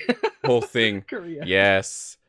Yeah. See, no, but it's what's happening in there is that actually the action sequences remind me of a lot of what I thought maybe VR would turn into someday, where you're seeing people do these really weird game actions, and we're just seeing it in real time. But because of how they do the cool little camera switches and the cinematography within the thing, it acts as if the people playing the games are actually doing that within the games, not just simply being at the keyboards and whatever during the video game fight scenes, if you want to call them that. And we see really cool actions taken by everyone, but it acts as if the controls were truly one-to-one, as we might want them to be someday. So we get a cool view of running through the fields and doing everything else, living these real-life combat scenarios as if we were in them, which is a little bit terrifying, honestly. Yeah. Is Jackal's frame off? I mean, no, it is not off. That is actually fit. Yeah. Oh, maybe it is. Oh. I don't think so. The only thing, I mean, obviously, it will give you a big chance to actually, get fit playing games. They've already made a lot of games that try to train you to be healthy, that kind of thing. But like esports will, instead of being what it is right now, like going up on a stage, sitting down, putting on your headset, getting ready, Yeah. playing the game, it will be like you go up there, you get in whatever kind of rig they've got, Mm-hmm. and Who remembers that one scene from, oh, what was it? It was the boxer movie with the robots. somebody in chat will know it. I can't think of the name It right looked now. like a Knock'em Sock'em Robots ripoff at the end. It did, but like Real Steel. Real that's it. Steel, there you go. Yeah. Thank you, The Chad. kind of like that eventually, right? Only we remove the robot and just do it in the programs. We just do it in person. At that point, we're just using games. That way, we can just fight. Yes, I get your mean, pickup I'm not image. against it. Another good series is it wasn't Softwire, this is a book. I can't remember now. There was a book about this kid who didn't require, because of the implants he received, he didn't require VR headsets anymore. He simply had access to him, and he was able to fight real-time battles basically as if he was living them through games and such, meaning he had complete control of everything. Incredible. The book series actually kind of delves into the dangers and sort of precautions we should take beforehand for it, but it's a fantastic book, and I can't remember the title of it for the life of me at all. What do you think of that, Jackal? What do you think of the VR stuff and just general? What? Yeah. At just what in point of general, like, integration? What do you it- think about where's it where it's going heading? here? I love it, but I think it's still in its infancy at the moment. So that's Yeah. why I've never bought a VR set. I've used it. I've gone to like one of those VR cafes where you can, pay by the hour. Yeah. Do play and try it out. Morning tea It was in really, VR. really cool. Morning tea in VR. It's actually just all the morning team members sitting around at a coffee table, Kingsman style. That'd be cool. would That'd a be cool. Big table. That, dude. yeah. Like, You they need a had big that room for set. that. You seen Kingsman? Yes. Very cool. Anyway. But yeah, I'm excited for the future of it. I think there's a lot of potential there. So I would argue, in fact, that we're kind of moved past the state of infancy for VR. We've now moved into a little bit of adolescence. We still have a long way to go, but we're definitely not in the baby form anymore. We've definitely moved on to at least its childhood phase, from what I've seen. Like, if you want to look at an experience that feels very real in VR right now, because it's how impossible the scenario it is, we can look at something like Beat Saber, where it feels as if you're actually doing the things presented because you wouldn't occur them in real life. Can we do real life events in virtual reality yet? No, but we can create things in VR that feel real enough to be scenarios. And that's kind of the crossing point we're at. what about augmented reality? Augmented when Pokemon AR. Go, Yeah, AR when versus Pokemon VR. Go came out and everyone was running around the streets playing that. Like, imagine putting your headset onto your playing a game in the streets where there's like simulated. Reminds me of Google Glasses. Kind of. Who remembers those? Kind of like, but you guys remember Pokemon? Yeah, Go, Andy's but got me. Imagine that with like a headset. Yeah. I might actually cry when that happens. I'd be like, that's it. We're good. I don't need anything else. I got Pokemon in real life. Visually in front of Go me. came out, people Yeah. ran across roads, got hit by buses. And Oh my trucks God. and Oh my god. all They- this It must have been added so all bad. the, like, GreatJackal, where are you all living of right those now, by the way? lines you see in game. I don't actually like what city are you living, or like what Seattle. area? In Seattle. Seattle right now. The traffic in Seattle compared to somewhere like Tulsa, where I'm at, is like Tulsa is a very quote unquote friendly city because we don't run over people. That's what I'm gonna say. But I've only been over. I don't know, but I've gone to places like New York before where I've seen people almost get hit on the street in front of me when I was there for just a short time. And it's just like, how bad was Pokemon Go was one of my first thoughts when I was looking at everything. I'm like, how bad was it here? This People take pointed risks. They horribly. see something rare, see a rare one, and it's like in the middle of like a 5-lane. I gotta highway. get it! They're like, yeah, I'm gonna go get that. Makes sense. That's Take my okay, chances. so this is my thing about all of that stuff with people running out in the middle of a road to do that. Mhm. It's like you can turn the augmented part of it Reality off. right? Well, it was more Like, chasing the you Pokemon could- down. Yeah, if you but ever had to, you like, can cross turn the it road. off and then get them, like, and you're good. I think it more happens when there's a what I'm trying to certain say is range that you can catch them in. I think it more happens when they're like trying to cross the street towards one. I think is what he's talking more about there. Yeah. Ooh. Yeah, people a lot. There was okay, so Safe, there was terrifying. actually yeah, that is terrifying. But like it says, there's I live near a college, and this college there Brain was power once and logic. it was like really early on in Pokemon Go. There was a Vaporeon that was there, and if anybody knows anything about Pokemon Go, originally that was like one of the super rare ones and super strong ones. Bless you. So, Yeah, I think I'm. bless you, or just be okay. Fluffy's made passed on his sickness to me. Damn you, Fluffy. I apologize. Teleporting moths, I had now it teleporting yesterday. sicknesses. VR Pit is sickness. very good at tossing things VR around sickness. space. Yeah. Digital sickness. But so away from like they would run all the way across the campus just to do something. Mm-hmm. And half the time they would have to like they would stop traffic. I think they still do it to where they'll take their phone and then just show it to the car. They'll just be like, hey, this is my phone. And the person who's driving is like confused because you're like, what is that? What the fuck? Do they want me to like What are you doing? like they'll just run out in front of cars and just hey, like they just hold up their phone, or they'll keep looking down, they just flash their phones for a second and then they keep looking down. It's like, what are you doing? What was the purpose of that? Did you? Who cares? Get out of the road. But yeah, But it's that kind of it's kind of like craziness that makes you like kind of worry though for when VR and such becomes like a bigger thing and AR becomes a bigger thing than even Pokemon Go made it. And you're like, how crazy will people get when they can attribute visual or quote unquote real things to these values? At what point does our self-preservation finally kick in and say stop? Because if you remember, this is going to go into a very weird reference, but it's something that was already mentioned in chat, SAO and all that sort of stuff. There's a point in the series where you see how people were actually dying while playing. Is there a murder in your house, Fluffy? Are you okay? Just dogs. Blink twice. Give me a Blink twice. second. Blink Wow. twice if you're okay. Blink twice. You good? I think my German Shepherd just That was like, once, both hit times. the Run! floor, Run! So Oh, poor pup. All right. Well, we're gonna copy this. This was already mentioned in chat about SAO and such, but there were multiple recordings of such and things in the game. Aw, good puppers. Look at that puppy. It's so cute. Recruiting. Recruiting. Yep, recruiting the doggos. Recruiting the doggos. That's what we're doing.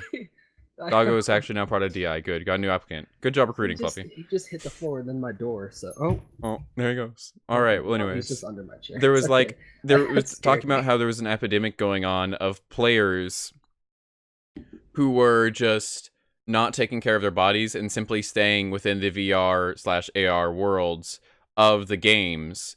And for the longest time, people were just dying because they weren't taking care of themselves. They didn't see a point in taking care of themselves because it's not their physical body. But because they didn't, they just ended up collapsing and dying in the game. It was just this little horror story to kind of peek into what could go wrong with this sort of stuff. And it's kind of worrying, honestly. Like, if we don't get to a point where machines take over, we might just not do things correctly. Smile, Jackal. It's not a funeral, buddy. Oof. Oof. And yeah, it is an Overwatch sweater. Showed it to stream for a second. I also not gonna put it back on. I'm just watching Fluffy Nice. That time.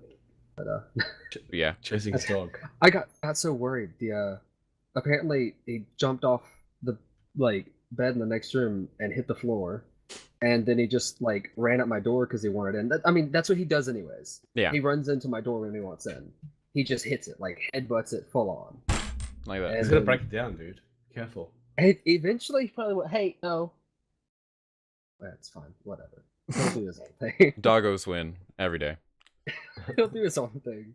But yeah, that's that's a little terrifying. I think that's harder than he's ever hit my door. His goal may be to knock it down one day. So we'll see.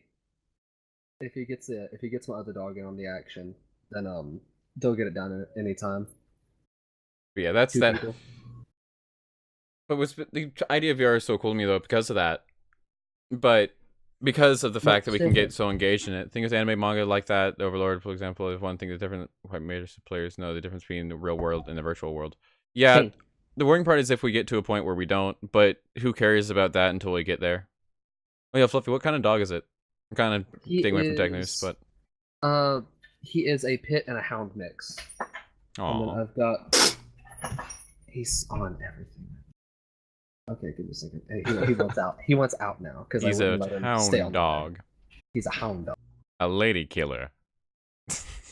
Never mind, they let him out. Ain't nothing but a hound dog. Anyways, No. I've also got a German. shepherd that's trying to get in. Welcome to the Fluffy's dog portion of the stream. It'll go on for a few minutes longer. And both people are muted and a little worrying. Cool. Still have my headset on. Are you alright? Sorry, You need to step up for some water or something, man? No, I'm okay.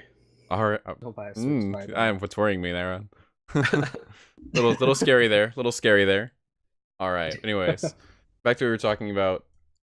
But yeah, that's really cool. But another cool thing that's come out for VR recently, if you'll look at the second article, everybody, is actually the support that it's getting. Can you get it in chat? That's what I was saying. If we can get it. Topics you know this. You know the system. Look at this. You guys just look at this. Look at this article that we haven't put in chat yet. Yeah, I mean, I had it pulled up on. I'm pulling it up on screen. Yeah. That's fair. Yeah. Yeah, when it comes to cute the chat. VR headsets and everything, well, when it comes to all of that as well, it's also like, it's not there just saying, hey, here's all this cool tech that you can use, but we're gonna make you buy the tech and the games just to demo it, just to know what's going on, right? This is the Vive Port Infinity. This is awesome. I mean, like, okay, so for anyone who has or knows about the Humble Bundle, which a lot of people probably do, it's awesome because it gives you games, quote unquote, for free per month. You pay $12 a month and you get games. Not just like one or two, but there was one month where Overwatch was $12. Yes, it was $12 because you could literally just, if you had a subscription to Humble Bundle, you got the game. Yeah, and you still got more games with it. And Overwatch is already a $60 game. Yeah, so it was like a fifth of the price. How much you saving just buying the Humble Bundle? And you got everything else in the bundle too. That. Yeah, and like you got all of it. All for $12 and new stuff every month. But how often do these bundles contain junk games that no one plays? Here's the thing. I've had it. My brother does Humble Bundle potentially because he likes buying games. He likes having games in the library, even if he doesn't always get around to them. That's a pretty gamer problem. Actually, but you know, just look at the. But you get so many good games. Like there's different bundles that you can subscribe to instead if you enjoy like a particular type of game. Like if you enjoy indie games, even though a lot of them kind of shoot themselves down, you can do that. You can have a indie bundle that you subscribe to every month. If you like action games, I remember that in the action games categories, instead of doing a lot of the new releases, they actually offer a lot of remasterings of the older games, which just play better than the original ones, have that content update and everything else like it normally does when you remaster something, and it's actually still part of the bundles. Now, there are a lot of games they throw in there sort of as like, hey, this is sort of, more of an indie game. We're going to throw this at you, have fun, that kind of thing. There are those games. I mean, there's always there's bound to be some whenever you have something like this. Mm-hmm. It's more for publicity of the creator or publisher of the game. Yeah. It's or less for the charity that's being donated for that month. Like I know that when it's like Cancer Awareness Month and they know they can really sell things on real hard, they'll usually give like a really big month. And this is really cool of them. What they'll do is they'll actually invest more money into getting a bigger game as part of the bundle so that more expenses can be paid off with it by people coming in more generated and using that kind of thing. But generally it's like, I would say like at worst it's like B-list games. Never C-list or below. If you don't know what I'm talking about, like I'm just talking about the grade of the game. Like I would type Overwatch or Rust or Subnautica, A-list game. F-list game. Sonic 2006. There you go. There's your rankings chart. Everyone else fill in the spots in between. Color your own chart. Like Lord in the knows past I can't. couple months, these are some games they've let loose. One I've really enjoyed, and I didn't just get this game for this. Unluckily for me, we're talking about Humble Bundle right now. We're kind of trying to walk about way before we're just gonna be talking about this for a little longer chat. Sorry. This is sort of what this is like, though. Can you send me a link to it or something? The Humble Bundle. Well, I'm looking at my library. I'll just look at Humble Bundle. Show you. Well, just humblebundle.com. But like Zombie Army Trilogy, that's a really fun game. I'm not a big person for like zombie shooter games. Not really. Don't really care for them all that much. This one though, really interesting actually. Here's just like the rest. Here's a good showing of this, real quick. Yakuza 0. If you have not seen this game, oh my god. Oh my lord, flippin' Yakuza 0 is such a great game that if you have not played it, and it's part of the subscription right now. Well, it's for next month. Not right now, but it's previewed for next month's subscription is already there. you can see Yeah. this is Yakuza 0, the Division 2, the expansion for Division 2 that fixed a lot of the errors but didn't make it take backable because a lot of people hated it already. But it did make it very playable. And then Rapture Rejects, which is you It's seen fun. Cyanide and Happiness, you'll probably enjoy this if you enjoyed that. Yeah. But yeah, they Something have else these is, like, A-list games up here. I mean, they do have some C and D tier games as well, but Yeah. I think it's pretty balanced out. You've got some let's look at you've like this month got real some quick. games like Sundered, and then some games like Project Cars 2, Overwatch. They gave away Metal Gear Solid 5, all of the DLCs and the game itself. Are you reading this month's? I'm reading all for the past 3 months. All right. Well, the ones that were Just just Cause this month, 3. and you can still get today. I'm sorry, I'm going to push this slightly so that because it helps charity, and I'm always kind of doing that stuff. But right now they have one game I'm thinking about. Quib, not sure. But they have Observer, a great little, not the longest game in the world, but it's a nice diving into again about technological integration in human society. Sundered, which I've heard is a pretty good sort of magic-based game, HP Lovecraft era platformer, is from what I know. It's all right. Wizard of Legend. It wasn't my thing. If you followed when Wizard of Legend came out, it was like one of the #1 roguelikes for like an entire month. And if you know how overpopulated the world of roguelikes are, you know that anything that can reach that state for a while is very, very good to play through, at least for a while. It kind of died down because it didn't have very many content packs released for it afterwards, but this is a fantastic game. And Just Cause 3 is explosions. Physics-based make everything blow up, yeah. Just Cause 4 is pretty good as well, but the only thing Just Cause 4 has really got over Just Cause 3 is Project Cars 2. It's if you're a car racing person, if you're a car guy, the game's amazing. You'll love it to death. I love looking at that game and playing it. I don't even like playing it, to be honest with you. I just look at the cars, and like maybe that's a personal thing. I get that, but like I'll just look at the cars because it is so realistic and everything. But it's just like it's so good. It's so fun. Yeah, you can see from that list there are some other games too, but they're not quite as the popping. So those games will actually be next week. We want to get like good articles and a lot of stuff to cover on it. I've been keeping up with Anthem, just not as much as I would like to go on about it. I think those are going to be two really big things that we talk about though. It worries me it's gonna suffer from Destiny syndrome, where all the hype from it's gonna show up at the beginning, like Destiny 1 syndrome, where they had so much money going into it. It was in talks for a long time. They had so many company resources dumped to it, and it's just gonna come out there and say, "Oh, like no, we just thought you would be better. Sorry." But I'm a little worried that's going to happen right now. But we're going to talk about Anthem and probably Division 2 also next week, because I believe it's also releasing. It's releasing semi-soon if it hasn't already. Anthem is just like... That game looks awesome, though. I'm still confused on what it's actually about, or like what the game is going to look like. What is it? Like, what's it about? Let me pull up. Let's see if I can. We're still in hot games on this screen because I had to move it back since we were talking about games. But I'll bring up something so we can all see Anthem. If you guys want to look at this real quick, I can go ahead and bring it up to the EA page. I live under a rock too. This already looks cool. But that also looks Destiny 2-esque.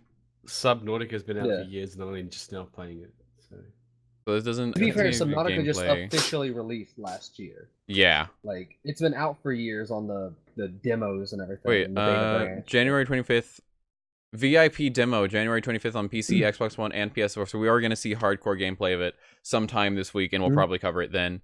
Assuming that there are a lot of content creators allowed to show this off and/or stream this, because it might be iffy since it is a VIP demo of it. But we will hope to get that. Let's just go ahead and dive into this game. It's everybody wants it. We'll just jump. Let's go ahead and look at this demo details. Doing it live, folks. All right, and demo detail does not tell you anything about the game. Let's go. All right, so this one does tell you a little bit about what the game is and everything. I put it in chat for everybody to go on and look at. I'll put it in. Can I get it too? I don't know what you're looking at. It's in Discord. I found gameplay features. There's an article for it. The first video in our gameplay series tells you what you need to know about the world of Anthem, your powers, and what you're up against. Dive into an unfinished world ravaged by the Anthem, an energy source of pure creation that causes catastrophic disasters, violent storms, and terrifying mutations. Unleash your power with the javelins, and there's a little link you can click there if you want to read more about it. They're suits of armor that give you superhuman abilities and help you fight back against the I have a overwhelming gameplay odds. clip here. So, in other words, if you want to know, like Javelin, just think of it as like your Warframe. If you play Warframe, think of it as your suit. If you play literally any Oh, game so no, I where was it's looking based on, fixing up your suits, that kind of stuff. Can we go ahead and show off this video game clip here? So we Yeah, go ahead and show off. we're not gonna watch this entire thing simply because it is 7 minutes of coverage of this, and we are going to talk about this ourselves. But we go ahead and look at this. Starting off the video, if you guys want to try to follow along or something. Yeah. Basically guaranteed. I agree, Andy. EA. I know. I'm agree on that part too. We'll see. We're just gonna skip ahead to the gameplay portion of this. This talks about your Warframes. Oh, excuse me. Anthem, Interceptor, what do we call them? Warframes. Actually looks pretty cool. Yeah. But this just screams to me though, like this looks like Destiny 2's art style and Warframe's combat style mixed kind of. And that worries me. So that's sort of what Anthem's been though. Yeah. Why does that worry you? Because both games, for as much as I loved them, and I still do play Destiny 2, had a lot of problems when they tried to integrate content packs and extra sources of gameplay that weren't in the base game, and EA is running it. That's kind of like, to me, those are a couple red flags there that makes me really want to go, oh, I don't know if I can trust that. Okay, so we'll put a little bit of touch of industry news in here when it comes to EA and everything. So EA also makes a lot of, or for the past, I don't know how long. Oh, we actually found Gunplay video. And Battlefront 2. They've made those, and both of them have been very. Yeah. They kind of shot themselves in the like, foot during the process of both releasing and making the game. Now, don't get me wrong. I loved the original Battlefront games and like basically all the original Star Wars. Like this gameplay that's on my screen right now. Star Wars fan in general. Gameplay on my screen right now that you guys can all see looks awesome. Like nice. I'm looking at this and I'm going, I could do this over and over and not get bored. That's exactly what I look for in these type of games. Careful what you say. Oh, it's EA. Don't worry, I know exactly what to expect here. But I will say that this is what it's encounters that look like this, or might be as varied and using the cool controls that I felt Warframe could have incorporated a little more. But Warframe is a very old game, so I understand why they didn't. But this seems like it'd be the next step of this kind of gameplay style, where you could repeat like long range, truly super powered, not just ninja, not just gunplay, but super powered fights, where you're using your tools, you're using your access to things. And I think they might get this with this, but I'm just saying be cautious. It's still EA. They still have a reputation for taking cool ideas like this and just dropping them at the yard line. It's just problematic. It worries me, though. Yeah. So, something I will say, some of the gameplay looks a lot like, I don't know how many of you guys actually played the game. That's how I feel too, Angie. What do you say? Sorry? Angie said it looks very scripted, like a pre-rendered video. Yeah, I mean, it probably is. Oh, no, totally. It definitely is. Not, but... Yeah. We'll get to see later this week. We'll talk a little bit of it. We'll have a follow-up episode on this kind of stuff next Sunday, because we'll actually see some real gameplay from people who don't work for them. Well, they'll be on the payroll from getting the game and probably asking to be like stuff. I mean, yeah, they'll get that, but they're not going to, it's not going to be. Ooh, hey, this good point from Sif. Very good points. It's a compliment, smile. But BioWare made this into their do or die game. I can see why that could be a very real thing, but because of how BioWare is now working with in many contracts, if you've been following a lot of this is going to get to the business side again, but this is still talking about the game. If you follow a lot of their game decisions with EA, they partner with a lot of companies that they end up owning by the end of the deal. And that's, don't get me wrong, from a business sense, that makes a lot of sense. It's good business. It really is good business. But it makes games that don't live up to the business side. And that's what worries me. Because I get it. This is the do or die game for the BioWare brand. But this isn't do or die for EA. This isn't do or die for the parent company. Yeah. It's just for that name that they've given it. And that's what worries me. I think something, though. It Marvel's looks on stream now? Like the gameplay. I like that game. It looks a lot like the gameplay for Evolve, if any of you played or saw that when it came out. It is, so Evolve was so basically cool when it came out. A team-based monster hunting game. Sort of like Monster Hunter, but not as good. Not as good. Yeah, Yeah, that's don't get pretty me wrong, the fair. game wasn't bad. It died fast though, sadly. I mean, it was a very What fun was like the game. lifeline? I think it was It's like just a month, literally. It yeah, it was wasn't much actually more like a than month. that. It's free to play now.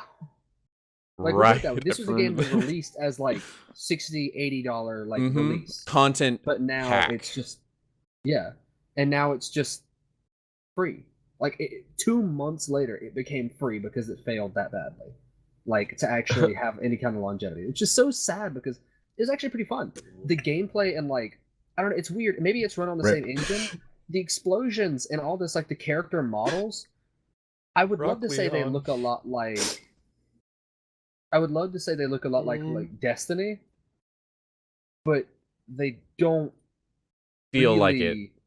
No, it doesn't really look like Destiny. It looks a lot like that. The art style is Destiny. The art style is very Destiny-esque. Yeah. Especially, I was looking at one of those and I literally went, didn't I walk through a Vex area that literally was exactly that with that cube front on there next to that wall? I literally said it in my head. Didn't say it out loud because it was going to be interrupting video. But I literally said it in my head, I'm like, oh no, that's just looking very similar, which is a little worrying. But I get it. There's textures that look the same. So maybe that's not... But it's very Destiny-style-esque show more than the game but is. like the character design and stuff looks so evolved. So If you remember, okay, something about Evolve 2 was that... Wasn't EA the company for that too? 1 second. Let me look up let's Evolve. Look up here, Evolve game and EA. 2K. It was 2K? Okay. Yeah. Here's the thing. 2K, if anyone remembers, day 2 of Evolve, they released content packs. Basically, they had shorted people a lot of characters and other abilities and such that you could get through these content packs. And it was day 2. They didn't even give enough time to invite them in for dinner first. Like, what do you want? And it was just a ridiculous moment of like, you're really trying this right now. We're really trying this. It was just so ridiculous. And it worries me that they're going to do something like that with this, where they have such a cool basis, they have such a cool thing, but they'll short stop themselves because it's EA who is renowned. If you ask a person what's EA known for, they're going to say, oh, microtransaction. It worries me that they're going to do that. And that's what I'm saying. I agree. Sif, he's right. Like they do screw over their customers, basically. But they really make awesome games if you're willing to pay. The only thing is if you're willing to pay, because that's that's the hard part about it. Like I already paid $80, $60 for the game. Yeah, what do you want from me? Why am I gonna pay, $40 more to get this one singular character that I might like? And maybe it's the best character in the game, but at that point you're paying to win, and that's even scummier. Yeah, I mean, scumized, in fact. When you get on front of that as well, it's like the games have been really well, and EA's gotten in a lot of trouble with Disney on the like Star Wars side of things because their games have been so bad. Based on the game itself hasn't been bad. The transactions within the game have been bad. So that's what everybody's kind of getting upset. Killing me with that message. Yeah, that's really funny. And if you're willing to pay for money for it, I get that. I really do. Yeah. But this is me putting my snob hat on. Nice little darker shade here. I am willing to say... It's also Overwatch. Okay. I am willing to say that I don't believe in it simply because it ruins part of the art form of the games.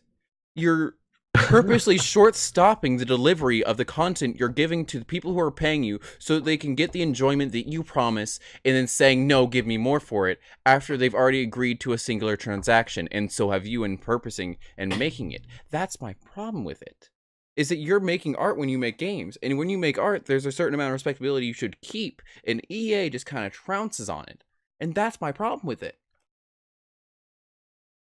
Oh man, I mean... I guess beauty's in the eye of the beholder. So maybe that's what they think is great. What are you talking about? Absolute. Yeah. But you saw what Sif said. As long as you got a thick bank account, it's no worries. As long as you got a thick bank account and are willing to shill out every single time, what's the problem? Just spend $1,000 on a game. Yeah, easy. Hey, people do that. It's called Clash of Clans. Have you not heard of that?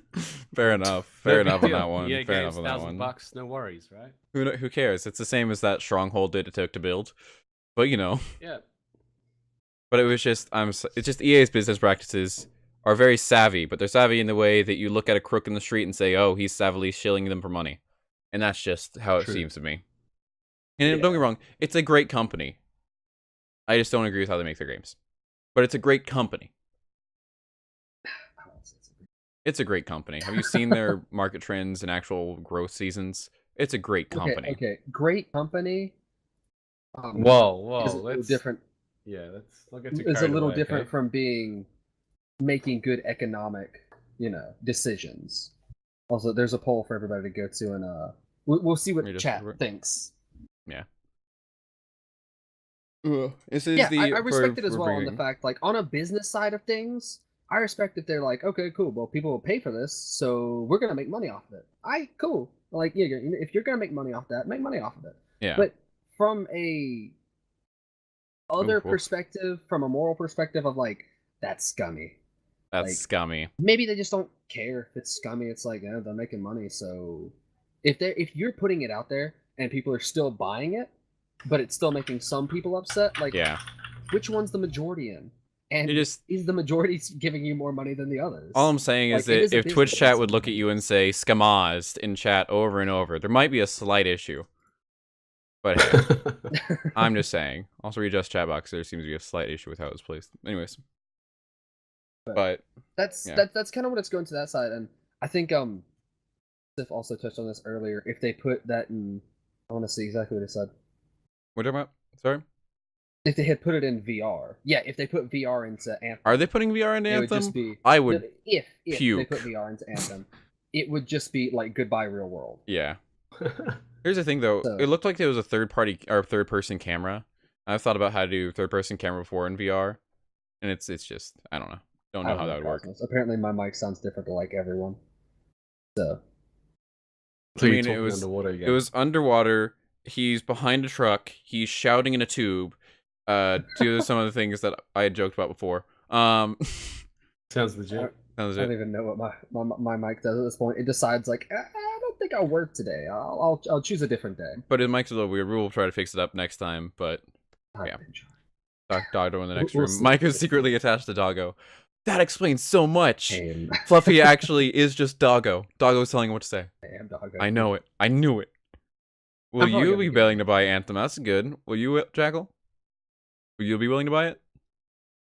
Maybe. I'll wait to see what other people. I'll watch a few streams. And that's smart. Really the better idea on it. I never normally buy a game. Never first day of release. Never pre-order a game unless it's a developer that I know well. Trust. Yeah. Overwatch. I bought that when it first came out. Yeah. I mean that's. Then again, they had an open demo. Yeah, there's multiple coverages of it. You could play it yourself before you buy it, which was a big thing in the demo realm. Yes. Like, literally, I think it was like a month before the game even came out, they had that demo up, right? They opened the beta. And it wasn't like, okay, so some games do the beta of, hey, you get this day, like Monday, it's open get 30 minutes, smile. And then Thursday, it's also open at this time. Fallout 76 did this. Well, Fallout 76 did this as well. Nice. There are certain times and days that the demo goes live, and then servers shut down after that. And it's like, I'm not sure recommend Progressive Roman. Progressive Roman does a lot of good critiques. Yeah. I think they did it really well, though, with Overwatch, because, like, it was an entire month of just play the game, see how you like it. Yeah. Next month it comes out, buy it. You know? And I think that's... Get you hooked. Better. And then make you buy it. Pretty much. And if it doesn't get you hooked, don't buy it, which is the main thing I want to happen for consumers. Because that's an important line to break, or not kind of walk between the two. Like, it's to get money off games, and I support the gaming industry. I want games to come out better. I want the people who are making them to be paid properly. I want all that to happen. But when it's a larger company basically tricking the people into buying certain things by not having things that were like in a demo, it was like larger gameplay packs or promising gameplay scenarios that just never happen and such. That's where I'm like, would you pay a subscription service for unlimited access to EA games? Like, think of it like Netflix. You pay $10 a month, but you can. There's tons. And adding new content. I actually think I would. I mean, like if EA became like Netflix, right? You log in and there's like games. They just keep adding more and more games. You just pay a flat $10. So I'd say If you enjoy the games that EA has, yes, that's actually a better alternative than a lot of what they've been doing recently. My opinion. Yeah. That's just my opinion. But I don't enjoy a lot of EA games, so I wouldn't. But I know that there's enough good EA games. I just don't enjoy them. But I know there's just enough good ones that a lot of people will. And I believe that would be okay. Yeah, that would be good. I mean, that's like we were talking about earlier, the Humble Bundle. Xbox has a thing called the Xbox Game Pass. Mm-hmm. They do the same thing. You come on every day and there's like basically a new game there. And yeah. You pay like if you pay it's like actually part of Xbox Live that, Gold. Well, it's not a part of it anymore. It's like its own separate thing that you have to buy. But basically, yeah, the six filler right on that one. EA Sports, they make so much money. Right? I mean, there's so many people that go back and buy it. Myself guilty of this with 2K and NBA games. It's just like, it's my thing. Like, I like playing those games. It's so like trading cards. They come up with a new one every single year. So NBA 17, 2K 18, 2K 19. Yeah, I'm guilty of going. If you want to think of it, like... here's the thing: FIFA and such, there can be FIFA and such can be broken down into a trading card game, kind of, from my understanding of it, right? Like it's you collect the cards of the players and you field those players, correct? Okay, with NBA it's different because there's a lot of different game modes. Mm-hmm. FIFA, that's a big thing, and I do enjoy FIFA. Don't get me wrong; it's just that's not my thing. That's not what I really enjoy. So. You know, a lot of people really like that. Like and football. I mean, there are YouTubers who make their entire living off of just playing FIFA, the card game, basically. And people like it. It's understandable. Yeah. People, it's good. I mean, they get views, they get clicks. Here's the thing: they make money. If anyone knows anything about Magic the Gathering, let me take it about the sports ball field and turn it over to Nerd Zone over here. But there's this thing called current game and wild games, and this is also a Hearthstone thing, but this is also a Magic the Gathering thing. And in Magic the Gathering, what you'll have is the current set is allowed at tournaments, and it's like the past 3 sets that have been released. And those are the only ones that are allowed at the tournaments. Now, there's some argument saying, oh, no, this is just because the old game would get broken if things were allowed to be placed properly, but at the same time, card bans are a thing, so that's not exactly a good argument. What it really comes down to is that if they want to keep operating with this, and they want to keep coming up with money, they need to be able to resell you new things. And how that comes in these trading card games is they release new and interesting cards that make new and interesting abilities. And I like that. That's cool, because you're consistently putting out new good works every single time that doesn't diminish anything past if you want to go play the past type of things. And it doesn't actually limit you. It's your choice in bringing into the game. You play the game because the game is presented to you in these chunks. It doesn't restrict you from the game for not having the chunks. You can still play card games. You can still play everything else against people when you lose a little more. Yeah, maybe, but you don't pay to win in a game like Magic because in the end, there's ways to get around things with lesser costs. There just is. I've faced so many, quote-unquote, gutter sniper decks, which are decks that let you just continuously pelt someone down with spells and single turns and have them down to like no HP by the second turn, and it's ridiculous, but it's possible, and those are relatively cheap, and you can go up against higher guards, and it's fun to play still. That kind of FIFA model in gaming, where you're buying content, you're buying packs to stick up with the current meta, I find that kind of okay, as long as it's something like a trading card game, where it is based solely on these things, these cards that you're getting. But when it's like something for a weapon, then it's like it's a blurry line. The trading card game that is in those is, one, it's luck based. You get a pack, and I mean, don't get me wrong, loot boxes. Card games in general are generally luck based. I mean, like, you don't know what you're getting when you open a pack. You could spend like $20 on a bigger pack and open it, and it's all just shit cards. Like, I've seen a lot of videos of people opening cards and being like, what is this? What did I just spend? Very cool. What is that? Yeah, like, excuse me? But then there's other ones where people spend, like, on FIFA, you can spend like $5 to get like a 5-player card, or 5-player or 5-card pack. And people have literally gotten they've gotten some like phenomenal cards. Gotten like some of the best cards in it. And they're just like, oh, tiny investment for a massive payout. And so I'll take it. Here's the thing. There's the sort of blurry line where microtransactions get scummy versus maybe what Blizzard does for Hearthstone, where you can earn the packs, is that you stop being able to get the good packs unless you pay for them. And if you can earn them within the game, then it's a lot less frowned upon. It makes a lot more fun for the game itself. But when you have to singularly pay for the larger packs, that's when it gets a little iffy. Yeah. And that's what they kind of do, though, is that you can't earn a lot of things the other players can earn if they pay for the stuff, and that's kind of the weird part. And that's where the kind of line blurs. And I'm worried that Anthem, because it is under EA, will try to apply the card game style access to things they've run with for so long, have had great success with, and don't get me wrong, that's very good for them, good from business side, but it's just kind of feel kind of scummy, and that's what I'm worried about.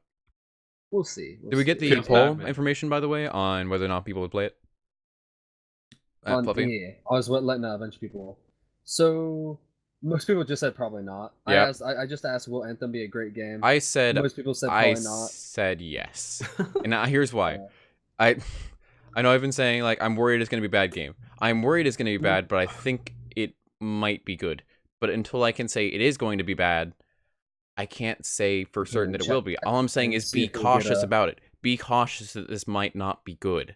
And that's what I'm trying to tell you, because this is run by EA. This is what they're known for, and I'm just saying, please, please, please, review the game before you buy it. Especially when such times we're in right now where a lot of AAA games haven't been up to snuff. Just please be careful before you buy something from that kind of company. Because they are after the money. They're not after your sales. They're after your money. Yeah. It's true. I mean, isn't that you can still enjoy what a good business is supposed to be doing? A good business, in my... Here's the thing. I mean, that's fair, yeah. Well, there's a difference between... Bring it back to what you were saying earlier. What about... financially a good business? Yeah, because you said it yourself. What's the difference between those two? Person standpoint. And I'd say a good business is different than a good game company. A good game company is different than a good business.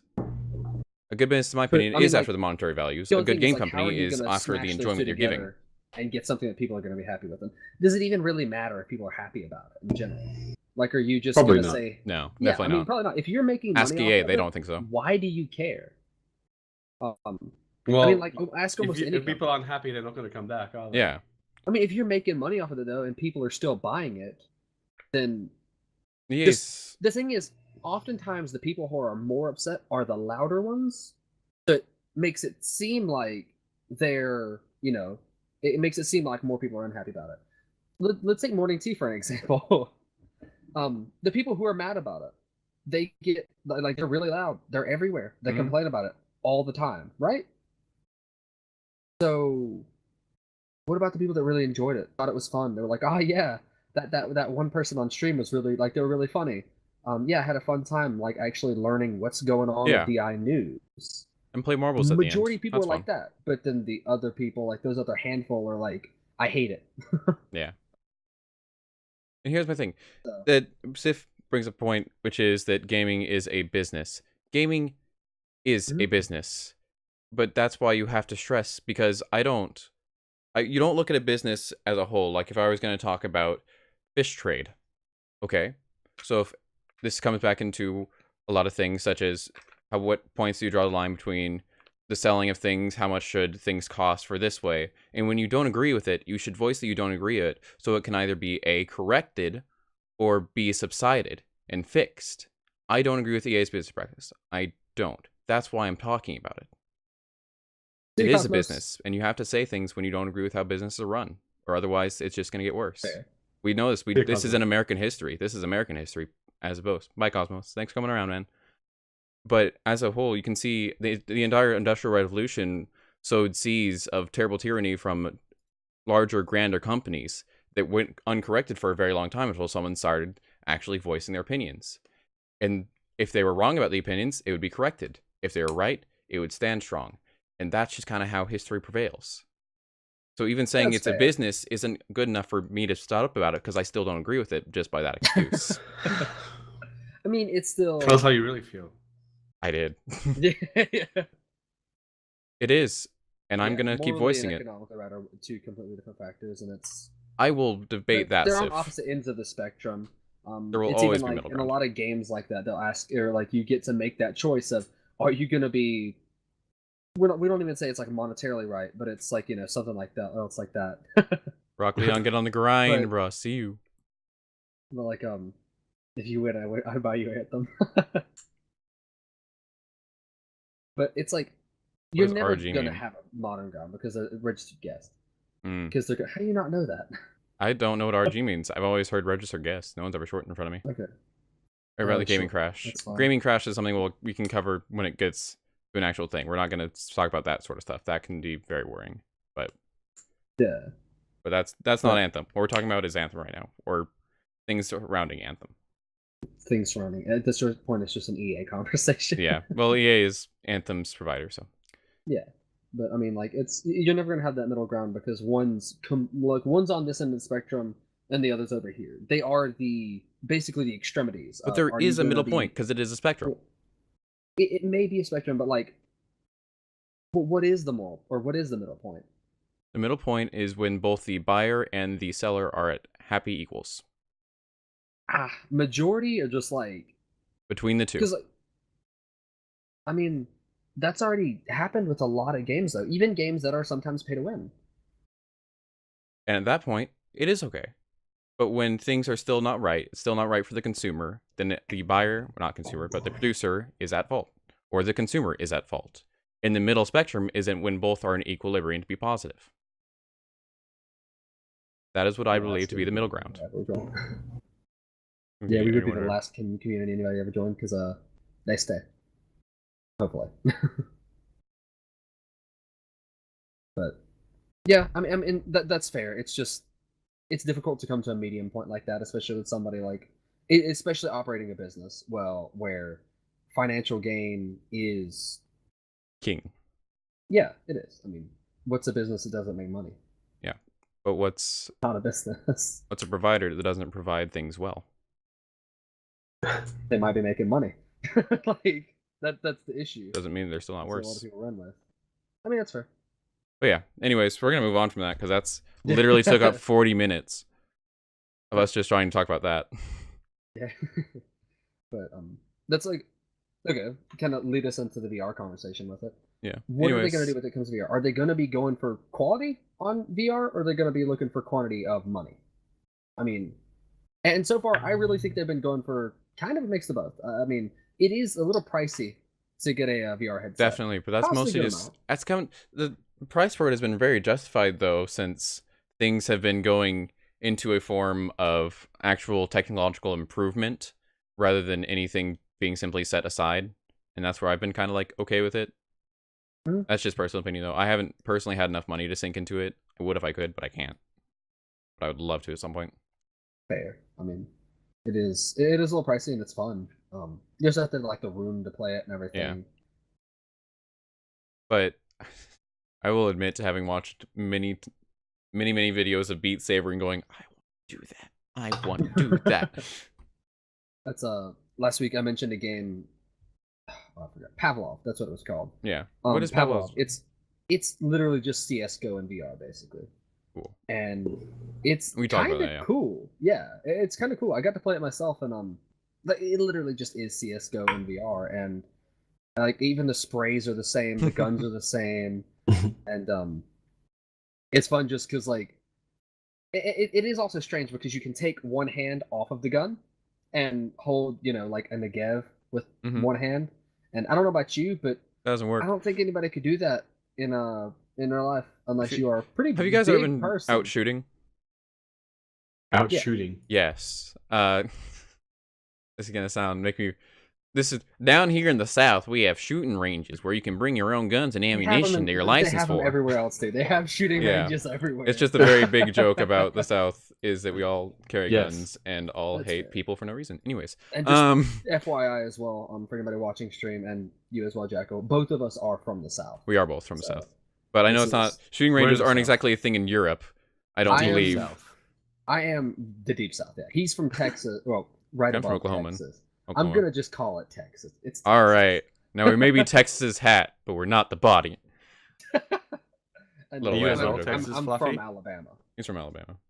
But if you guys have ever been out shooting, and I only have been once or twice my entire life, one after I was very small, and another after a sad event in my life that we were just having a family outing in. But what I got to do is that bad things happen. We're gonna shoot some guns, and that's kind of how it boiled down, to be honest. It was still enjoyable though. It was a good distraction. But basically, I had gotten to use assault rifle and actually hold and shoot it. It was a very low caliber one because I didn't want to try the high caliber. Why? I'm a wuss. But just around firearms. But they're very scary, very loud. So I got to shoot first handguns, and I got to shoot the automatic rifles, or not rifles, misnamed. And I know that my shoulder, when having it gripped properly and everything else, was like, no, you're not, don't do this. This was a mistake. You're kind of hurting. Even if you're holding it right, you're still feeling the impact of things rattling around in the gun's mechanics. Now imagine, there's no way you're holding it in one hand. Especially when it comes to like that kind of stuff. Like, yeah. Imagine like holding 4 of those and trying to one-hand it. Oh, Paladin. Bad taste, bud. Bad taste. That's actually how much time we've got as well, Jackal. So yeah, you're good. We literally have 14 minutes left in podcast. That's literally it. So that's like with VR and everything. That's kind of where it's heading. And like I was saying earlier, I would be really interested to see esports with that. Yeah. Because instead of seeing this counter with a bunch of computers set up on top, and like being able to see your favorite gamers play or something like that, the arenas would literally just be like, you'd get to see them standing in something, or however it would end up being, because we don't know what tech would be there. I'm sorry. And they'd be like running around. We stand esports. We stand. I'm sorry, that was really dumb. Talk show stream, but you did your job. Really give comments that well. Jackal, drink, buddy. Live. I'm good. I don't know that much coffee, man. Don't worry.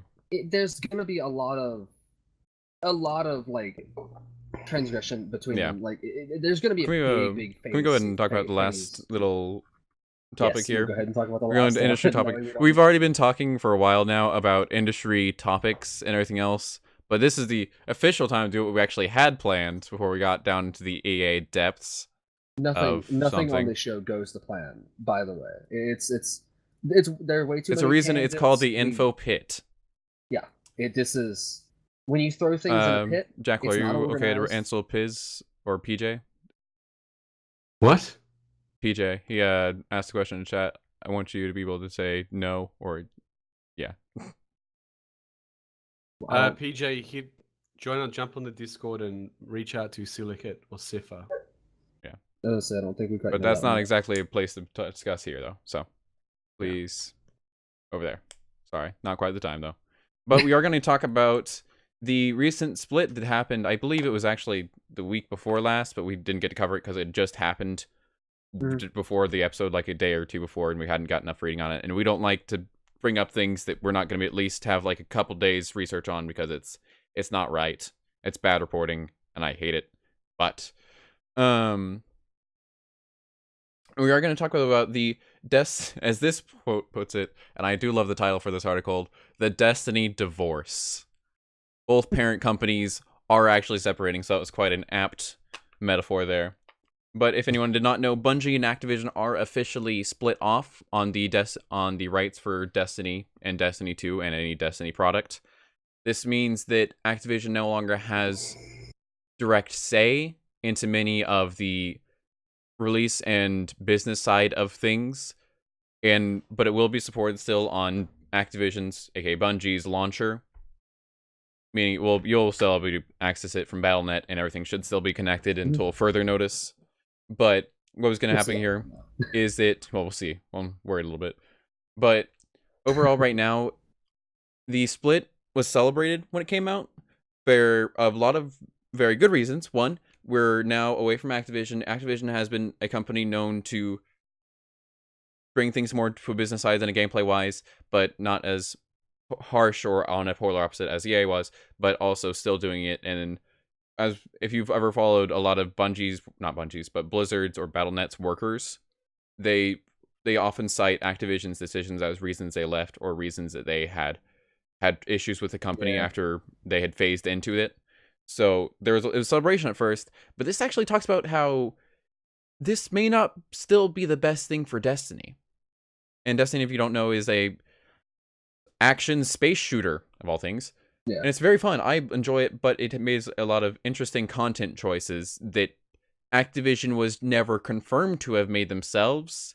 And it often seemed as Bungie's side had leaked information that it was Activision did when they were actually under control for it. So, but this is actually something I want to quote real quick from the article itself, just talking about how the maybe there will be a little bit of a quality increase with Activision out of the picture. It's saying as unpopular as this would be, if Bungie could provide adequate revisions to invest, there are many who I believe would stump up an extra amount per month to be able to play regularly released content on a higher quality instead of the dismal expansions like Curse of Osiris. Curse of Osiris is It looked so pretty. No, it looked beautiful. Like at the beginning, it was amazing, and it's a DLC for Destiny 2. However, playing through the game, and me and Absolute played through. I actually 100%ed the content for Osiris. Yeah, and a majority of that we played on his stream was, well, not a majority on your stream. When I played with them, we were playing on characters. We didn't get all the way through though. 2 zones, you are right, Paladin. And the collectathon at the end was not worth it. Yeah, it just wasn't. But we played it a lot on his stream together. Just doing that, but like 2.5. It's like, that's fair enough. Yeah, it's like 2.5. That's fair. Boss fight was. But you can't reach. It was in its own zone. You could never get back to it, which always bothered me. Yeah, but so like, it was.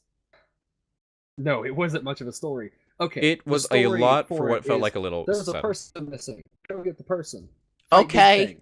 Done. Okay. That's the story. Like, no, it's so bad, and it's the Destiny logic. Destiny space magic, you mean, or the decision making in the business side? But the Activision Bungie split. The fact that your character never speaks until until the third DLC. Until the third DLC, your character didn't have a voice in the game. Basically what it's saying. Anyways, I don't remember. Yeah, basically what it's saying is like until the third DLC, they could not afford a voice actor for your character. And it was like, I don't know about that. But it was. But anyway, it was the Bungie Activision split was heralded as a sort of new age or renaissance for Bungie as a whole, and Destiny, oh god. But those D games. Destiny as a more evidence for it. But honestly, from what we can tell, or at least what I, in my personal opinion right now, the game does not look to be negatively impacted or positively impacted. It'll still be business as usual, at least for right now. And with the works of Destiny 3 coming into things, we don't know either way whether it'll be a long expanse, more DLCs coming through, because there are still the 2 promised, or at least 1 or 2 promised DLC packs coming through. I'd have to like double check that. But you know, also something else that Bungie's over that may or may not have been involved in this article we have is very heavily based on Destiny and how is it affected by the split. But something that I really kind of hope or some such is involved in this is Halo. And I know Halo games haven't come out for a while, that kind of thing, but if you played the Halo games early into it, like well, maybe not even early into it, honestly, like Halo 3 and before, I loved it. I mean, like some of them they weren't super fun, but like, you know, old Halo was good. It was fun. Halo was good for its very good for its time, like very far ahead where it was at. My favorite is still like just Halo Reach. Combat Evolved. Master Chief Collection. Oh my god, I love the Master Chief Collection. Is, playing through all of them. New Halo, that's while they were under Activision as their parent company. And a lot of things weren't liked. Okay, so this is a big thing. Halo for me was a big thing for me and my friends when it was first coming out and everything. Playing like, you know, playing split screen, just chilling, playing. Well, the newest Halo, they took split screen away. Completely. Which was super weird. You couldn't even have an option on it, which was super, like, they took the roots of the game and tore it up and planted a new tree. However, the sad thing is, this new tree got hit by a weed whacker really fast and ripped right out of the ground. So, like, also torn asunder. Yeah, but, like, it just didn't work all that well. And now they're coming out with Halo Infinite, the final Halo game. So hopefully... Halo has always been a sort of game you sit down with your friends, you play through a bunch of the story, you may play some multiplayer if you're like, I'm really good at the game, so I'm going to show off my friends. But it's always been a game you play with your friends. It just has been for my entire life, at least. And Halo was a very growing up game for me, played by a lot of my friends, and played when I was anywhere with them, even at church. In fact, we had a game system set up there to play it then while we're all together. And it's always been a thing you play with your friends at a room or house. So that being removed was like, I don't know if I like the difference. Yeah, I'm pretty sure it'll always laugh. Like that. It always is. And we'll see we'll see how this affects that game. They haven't really released all that much about Halo Infinite, which again is Or at all. really strange for a Halo game. Like it really is, because Halo Infinite's Let's just hope not for confirmed to be coming ARGs. out. Let's just hope no ARGs. Yeah, but I mean, like, you know, it's confirmed to come out.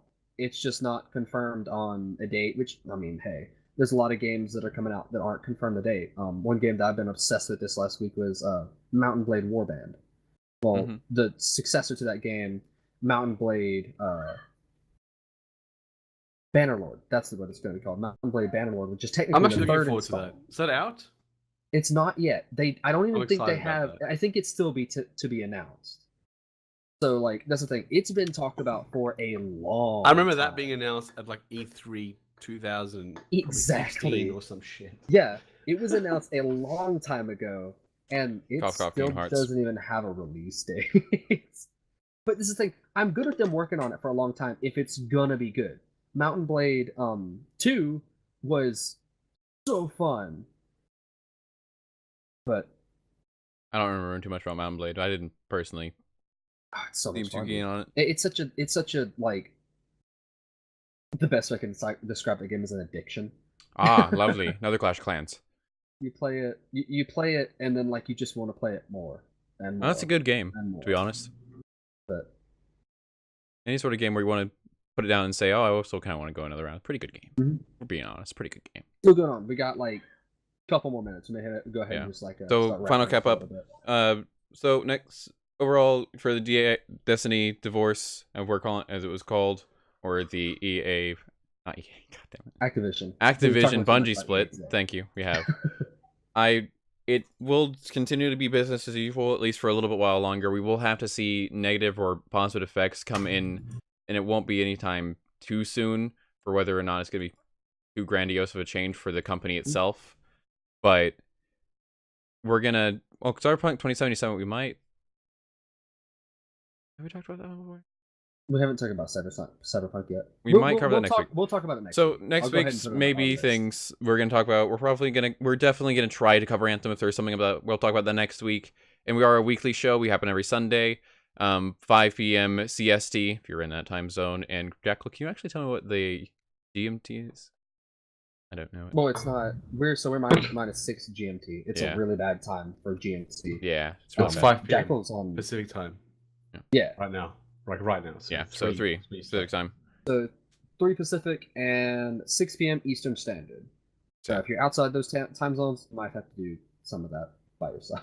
Yeah, I am super bad at time zones, so I always ask someone else. And I know that Jackal, running this giant organization we're in, might know it how to convert time zones. I don't. A little better than the rest little of better us. than me, please. Yeah, it's 1 a.m. But GMT. thank you very much I'm to minus 6 GMT. thank you very much to our guest Jackal for coming on today. Really do appreciate you, man. Especially for literally providing everything around us right now. This You entire are platform. literally the entire platform for this. And No, it's no, I'm can't not. be expressed Stop how it. cool it is. Wouldn't it happen without me kind of, I'm just bringing one it Literally up? couldn't have happened without I'm you. just one person, guys. Come on. Maybe. But we do hope that you did enjoy your time on the show. We really do want to thank you out. We will cover probably Anthem next week, and I don't know if we have anything else written down. We might talk about the Kingdom Hearts release that will also happen next week, hopefully. I'm excited. See, yeah, you're I'm pretty hyped excited. about that. You can actually pre-order it now, so that's a step in the I right can't. direction. Don't have money. As always, though, thank you guys for coming out, watching the stream. If you've been here all stream, you're a pog champ. That's what you You're are. Pog Champ. Been here the whole time for the whole 2 hours. Got there eventually. You've looked at us the entire time. Don't know how. But yeah, in the Pog. panels below, you can look at the YouTube for our organization, Riptide. Actually, in chat, that's the man to say, hey, all this is on him. He does really well with it. We also feature a lot of DI people on that. Yeah. One of the most recent videos we watched on Morning Tea, Hush. I can't remember the guy's name who did it, but it is such a good montage to watch. If you haven't watched it, Abs, do it. But it is so Upload the morning teas, Riptide. Oof. Yeah. Well. Uploading this to YouTube. It's Twang. Thank you for telling me that one because he Uploading this to is YouTube? so phenomenal. Riptide. I mean, if you want to, yeah, we're up for it I'm completely. It's good. yeah.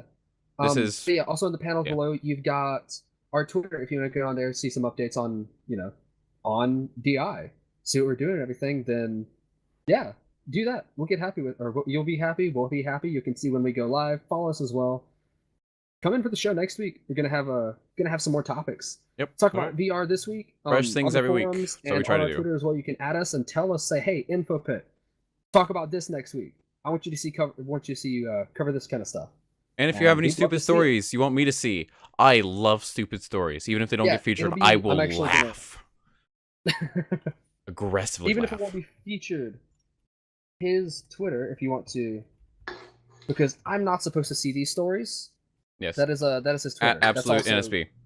It's, I also think do there's have others, my okay? own channel, which I stream on, which is also Absolute NSB over here on Twitch. I have, right now, I'm having to run Friday and Saturday streams. Can't do Wednesdays anymore due to school scheduling, but I do Yeah, Friday we and never Saturday could do a nights. Sunday because we were planning this. Because we so. planned on this for weeks. So, we finally got to it. Real excited. But thank you guys so much for coming out. We really do appreciate having people around to talk to and Yeah, talk back thanks, to guys. us. All right, thank you guys for coming out to the stream, and hope to see you next week. Bye! Take me to never